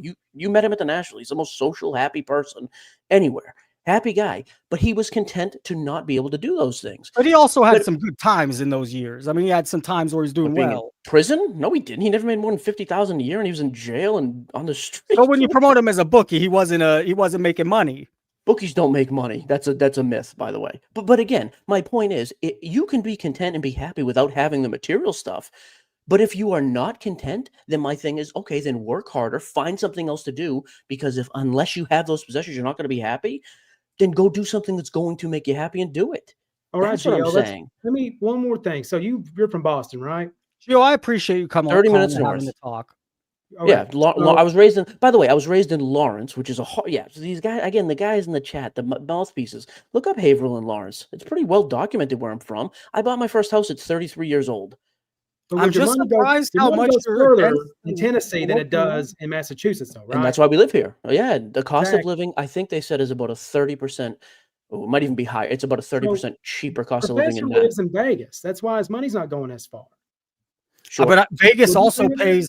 No, I'm looking at moving out. But Vegas is one of the best paying states for teachers in the country. So it's hard to leave. Jason, can you pin Ruggs Capital's comment, by the way? Where is it? There. Yeah. He said something like he's a hardworking guy. Fantastic, man. I thought he said he was. If you're a hardworking guy, dude. Fantastic, great. I understand the struggle. I guess my other thing is, and this is gonna again with you guys, it'll be dismissive and smug. It's not how it's meant. But I also say the reason I'm as outspoken as I am about some of these things is I've done it, right? And this is not a shot at you, Jason. But I would rather when you did it. It's just amazing. Okay, hang on. Just let me make the point and just see if you agree. Yeah. I think you have a totally different perspective. From my perspective, I came from nothing. I fought hard. Yes, I got lucky. Yes, the timing was great. Make any excuse in the world, fine. I still did it, and I've gotten to the other side now. I think there is value in listening to people who have made the journey there. I think there's also value in your side, by the way. I'm not demeaning what you do. But I'm not even me. I'm not taking it personally. I just think you have a skewed view on what's happening. I would say these guys have a skewed view because they don't know what it's like to fight and get over the hump to be the 10%. I've done it. Sometimes instead of just sitting there and running your mouth in the chat insulting, you could say, "Oh, you know what? All right, so you're going to learn a few things." Up in chat a little. What's that? Did you in that comment you got caught up with the chat? It's not maybe something you exactly. That's what I said yesterday. Again, when the chat is just consistent with the it's true. I don't even think they're so bad to you. I thought yesterday it wasn't about me. It was just a whine fest. Some guys are never going to get over the hump. I get it. But at the same time, a lot of these guys spend more effort on their social media and screwing around. There's like a huge real world problem. I mean, it's not those are the people those are people that got real problems. There's people working there. But those people aren't in your chat. We're not talking to those people. Agreed. I know, but there's okay. So you're thinking a lot of people in the chat. My comments were very specific to your chat last night. These guys have time to spend 10 hours a week with you. How much do you work at what you're doing? Are you? I mean, maybe they are. Some of these guys probably work great and try hard. But not everybody. And Petty knows that, by the way. Petty's own businesses. Not They're everybody, hard, but you but painted it not as if it was everybody. 99%. In your chat, I think it's a very high percentage. Oh, I think a but lot of I these was not guys. talking about my chat. I was talking about the world. And you want again. So my point had nothing to do about my chat. I was trying to, and you were moving it a different direction, or they That's were. the I world was you're talking addressing. about just the money, real Sure. money. That's it. Yep. Yeah, I agree. I mean, if you're talking about real world problems, yes, inflation is a huge issue. There's no question. And the fact that a teacher can't afford a house is a massive issue. Period. And that's By the the only way, one I know. and I'll tell you the other Penny. group of people that cannot afford houses right now on one job, and this is people, multiple people in my family raised by firefighters. Go look at a firefighter's salary and tell me how they can afford a house in a major city without So a this is second a job. problem, right? I mean, that's a Major problem. Firefighters work their ass off, and they should be able to get ahead, or at least feel comfortable. 1000%. Yeah, and so you know what? I work at the top job here in Kentucky. I work for the big car manufacturer in Georgetown. I make what would be considered 10 years ago enough to have a house and a car paid for. I live in an apartment, modest apartment, 30 minutes away, and I have a nice car, but I'm paying for it. It's a loan. So I'm paying off.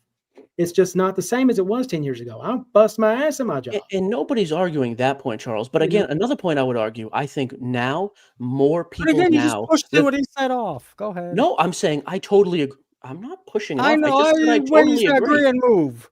No, I'm going to expound on the point. That's the Oh. other problem I get into with you, Jay. When I do make a point, I'm dismissive or smug or I move the goalpost. I just said I agree with you. And to add on to your point, I also think, in addition to inflation, which Charles just brought up, I think most people also live way beyond their means now because they see crap online and they try to live above their means. I agree with not that. moving the goalpost. I'm I'll address that. That is from our government teaches that they're in trillions of dollars of debt. So you're brainwashed at 5, at 10, and now there's social media that is just an advertisement everywhere. So yeah, consumerism is a huge problem. People living above their means.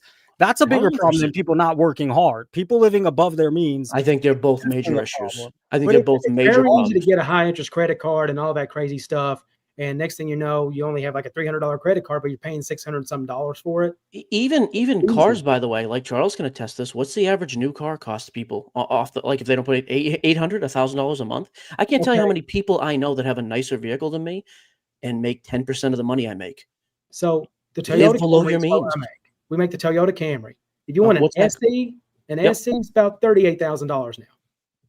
The car was a $28,000 car 5 years ago. And 38 grand on 8 to 9% interest right now is what, $800 a month? Oh yeah, I do. Mine's at 6% interest. I have a RAV4. It's $519 a month. So That's a huge car payment. Yeah, that's but even there, so I would say, so do you, not the Charles, but like, do you need a new car? Go out and get something. I didn't cheaper. even buy a new car. My payments, $300-$400, and then you add insurance to it, and then you add gas, and then it takes a lot of the portion of your money. It does, but And having again, a dependable car is worth its weight in gold to me because I have to drive back and forth and commute. Sure. I have to make that sacrifice. I don't disagree with that either, Charles. Like, right, there's some things you're going to spend, even though it's an expense. I get that. However, I also come back to the fact it is tough to find. Dude, we have multiple businesses here in Tennessee. I'm not saying to brag about the money, but I employ a lot of people at times. We pay a lot of money. It's still difficult to find people to work. Turnover's high. Turnover's high. Because people want it. Because people don't want to work hard. But some of it is this, and also it's all they're being social media, all this stuff is a part. It's not because they don't want to, it's because there's not a lot of great opportunities. Go work at McDonald's and can't do nothing. Like there's not a ton of good opportunities for people. I think a lot of people have moved to gig markets, I don't even know what that is, but I also think Uber, DoorDash, picking up people's food. Yeah, but again, I guess my point is either do something where you're gonna make this money because that's gonna make you successful, if that's what you view as successful. By the way, I don't care. Me and my wife were as happy 10 years ago when we were making. Dude, the most money we ever made collectively was $52,000, and we were thrilled then. Charles, do you want to own a home?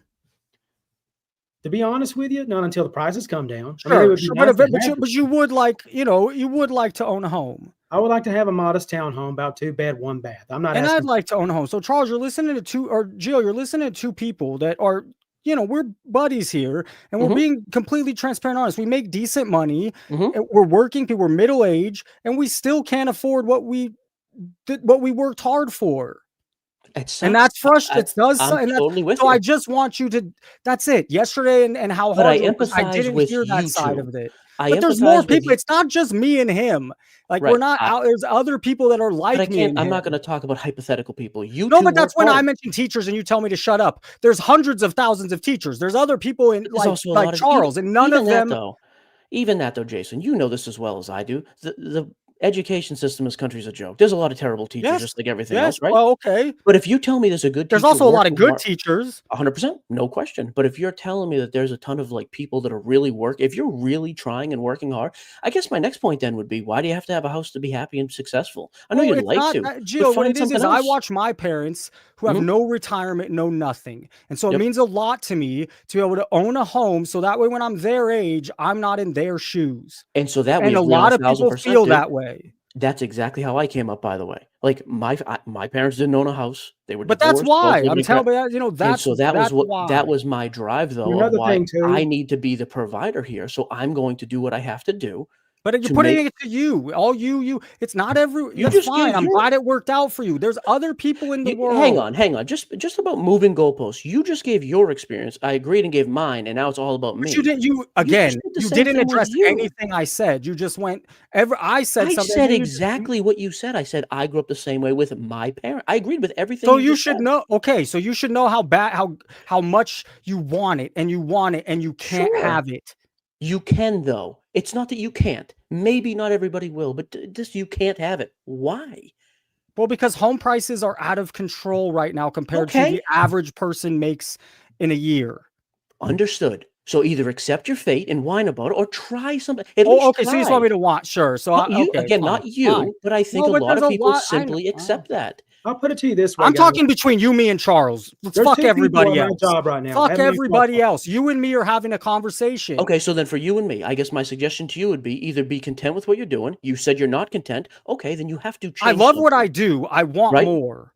Okay, then you have to do something different. That's not. It doesn't mean give up teaching, but obviously, I mean, dude, it doesn't take. I'm not a math major, but if what you're doing is never going to lead to what you say you want to have to be happy and Go successful. look at the job market. You think I'm just going to go get a $200,000 job tomorrow? Offer me the job. It doesn't exist. No, but I Here's think the you could crazy look. thing about my job, where I'm at. It used to be the job to want in Kentucky. There's two people on my line alone that are saying, you know what, we're quitting, we're going to school, we're going to go into real estate. That's crazy talk. That used to never be a thing. You used to leave real estate or whatever to go to Toyota to work. And it's the opposite now because Yeah, when a lot of inflation- Why? How come? because It's real just- estate pays a lot more. real estate pays a lot more. It's in demand, And you can especially in con- this. and We you area. also saw everyone wanted to be real estate. Everyone moved to real estate. What happened finally when everyone moved into real estate? It didn't work out for a lot of them. So I guess Jason, what's the point in that comment? Why would you make that now? Charles just said, "Hey, here's an avenue you could try to pursue." Well, yeah, of course it could go to nothing. Everything could go to nothing. Real estate is not an easy gig. Do you know how competitive? I have friends that are real estate I do agents. know It how is competitive it is. extremely competitive. I do know, yes, firsthand, sure. Okay, so But and I it's like think it's anything getting else. over flooded. Everyone's If moving you back. want to be good and be the best at what you do, a lot of times your pay will reflect that. Yeah. Yeah, and the thing is too, I'm also putting money back in my 401k. That's another thing we haven't really discussed either. Gio, what you Putting that do money is back not to the no parent. Gio. So what? So because you sell cards, and that's the way you want to do it. So you're entitled to make way more money because of how you're doing it than other people working hard providing to the community. Work harder, do something. People do need teachers. So you want all the teachers to go because they can make more money. You want them to move into something else. It doesn't.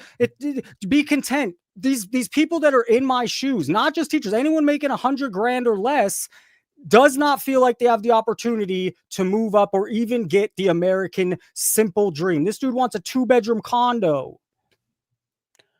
Okay. Again, you're asking me about money now, right? Like, yeah, obviously society values what people do differently. Athletes make a lot more money than firefighters do. Which job's more important? Like, if we're going to play that, that's the exact comparison. So you're comparing yourself to Michael Jordan and LeBron James. See, now you're twisting. I didn't. No, you twisted. I said a breaker, not an athlete. Even the breaking, though, you bring that up a lot. Breaking's 10-20% of my income, maybe. Like, what does that have to do? I run a media company now. Okay, I so work guys 100 hours a doing week. that, they got lucky in breaks and cards. They deserve to make way more than the general public, of course.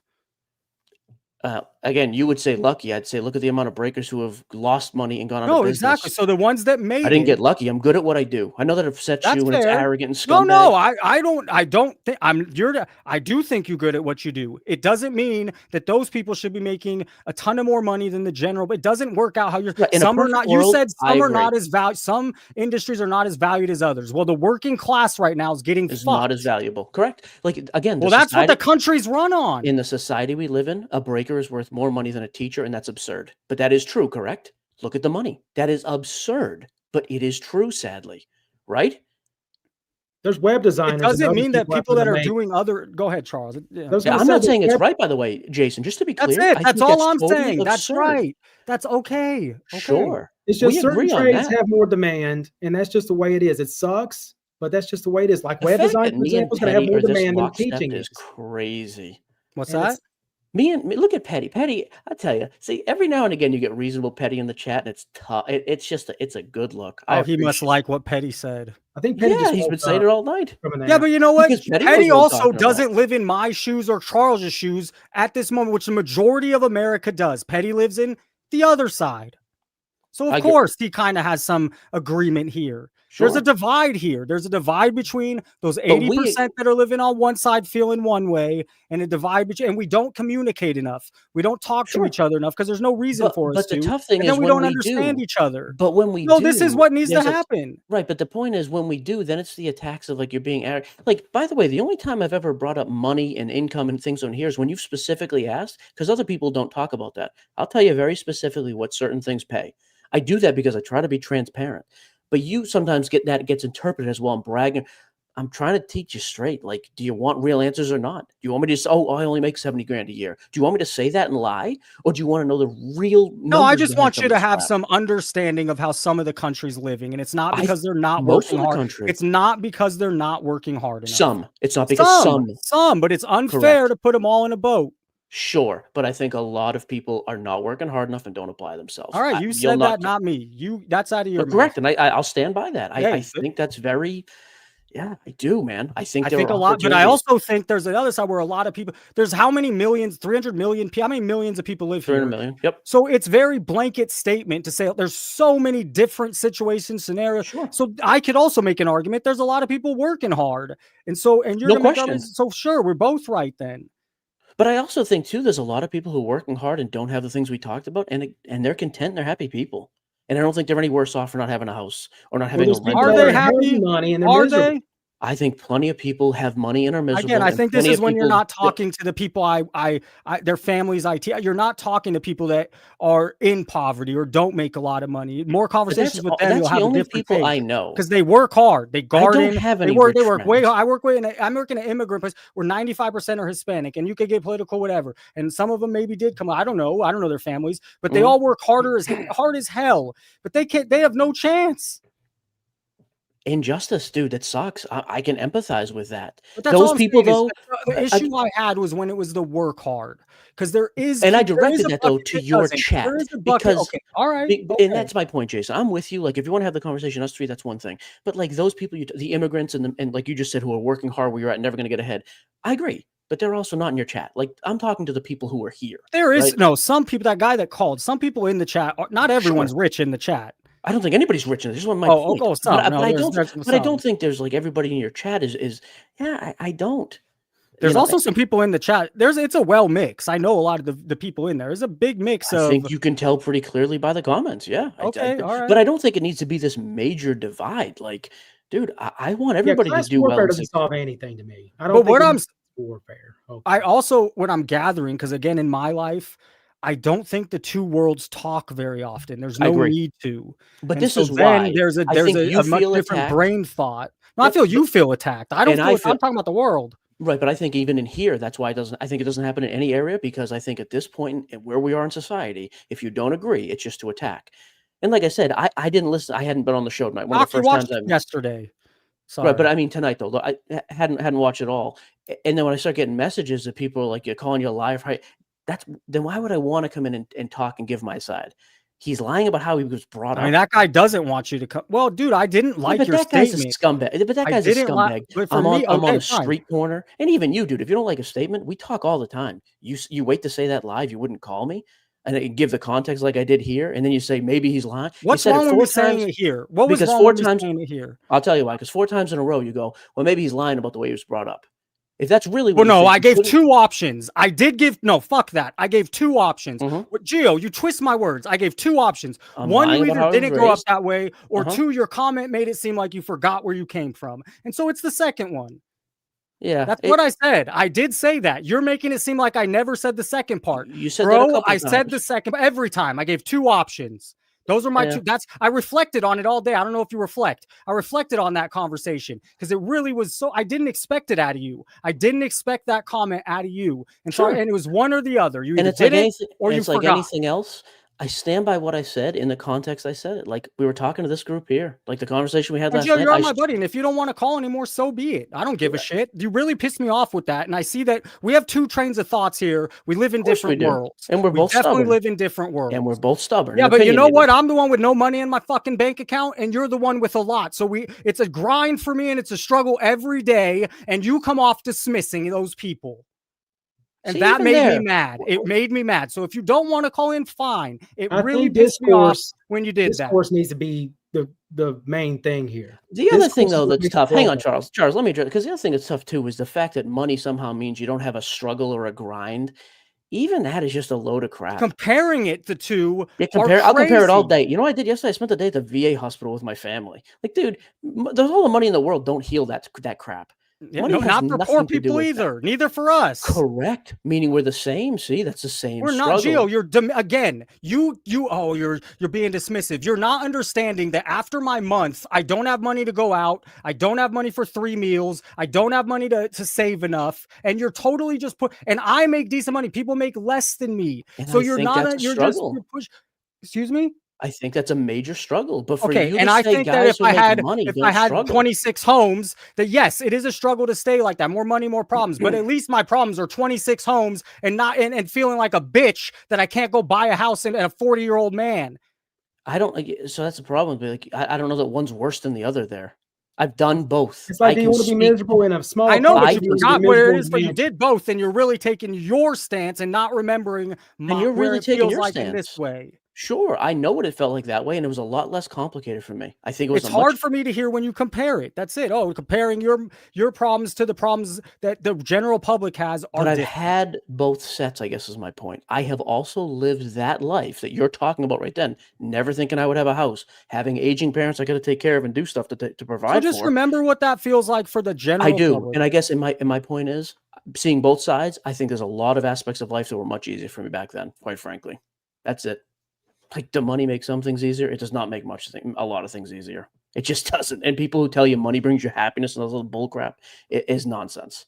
It can buy you some things and make you happy, but it doesn't bring you. I'd like to own my house outright by the time I'm 60, and that Right. probably will never happen. And that's a bummer. And you're going to run into people that are paying rent until they're 90 years old, and it's going to be a fuck fest. It's going to, excuse me, that's not the right. It's going to be a circus. It's going. You're running into our parents' generation is running into this where they don't have retirement. So we'll see where it goes. It's a tough choice because I have the choice to either save my money in my 401k or not save as much money in my 401k and try to live now. It's a struggle. What do? I'm 42 years old. And there's no right decision there, Charles. Hey, It's Sven, brutal. I have to make that decision on my own. These jerseys are $30 from China, and they look better than Fanatics. So I get all my any jerseys I have. I'm in the, I don't do it like the regular. None of these jerseys are 100, 200. Every jersey I own, maybe 30 or 40, all over decades of buying, all $30 shipped from China. That's just what it is. $15 headphones, got the microphone on Black Friday, on a payment plan on my computer. You do it. If you want the stuff you want, you can figure out a way to get it and not pay as much. Well, I want a house. I can't figure that one out yet. That's the only, me too. I'll tell you what, Jay, get over to Kentucky, man. Get you a house in Kentucky. You and Charles together, roommates. Wow. It's not like there's any women coming to either one of you anyways. Hey, I can't. Hey, now. Nothing wrong with that.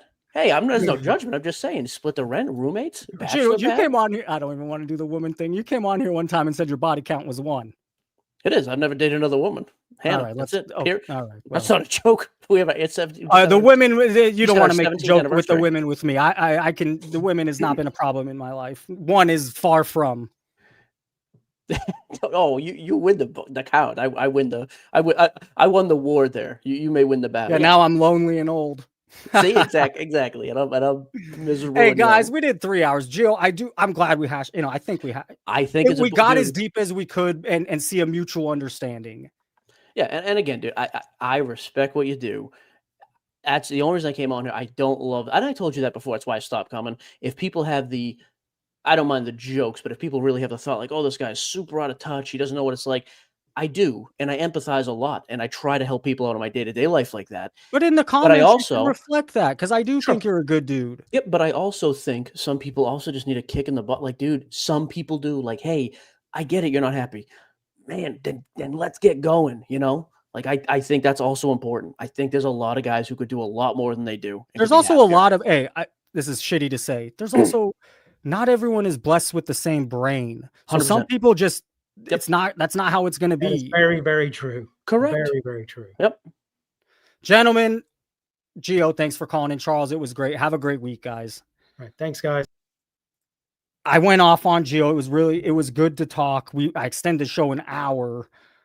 I didn't. The voicemail went off. I kind of added to it. I'm glad we had to talk. Anyways, gentlemen, ladies, it was fun. Rhonda, thank you for doing that long. Have a great night, and we'll talk soon. Let's see you Tuesday. Look out for a video coming.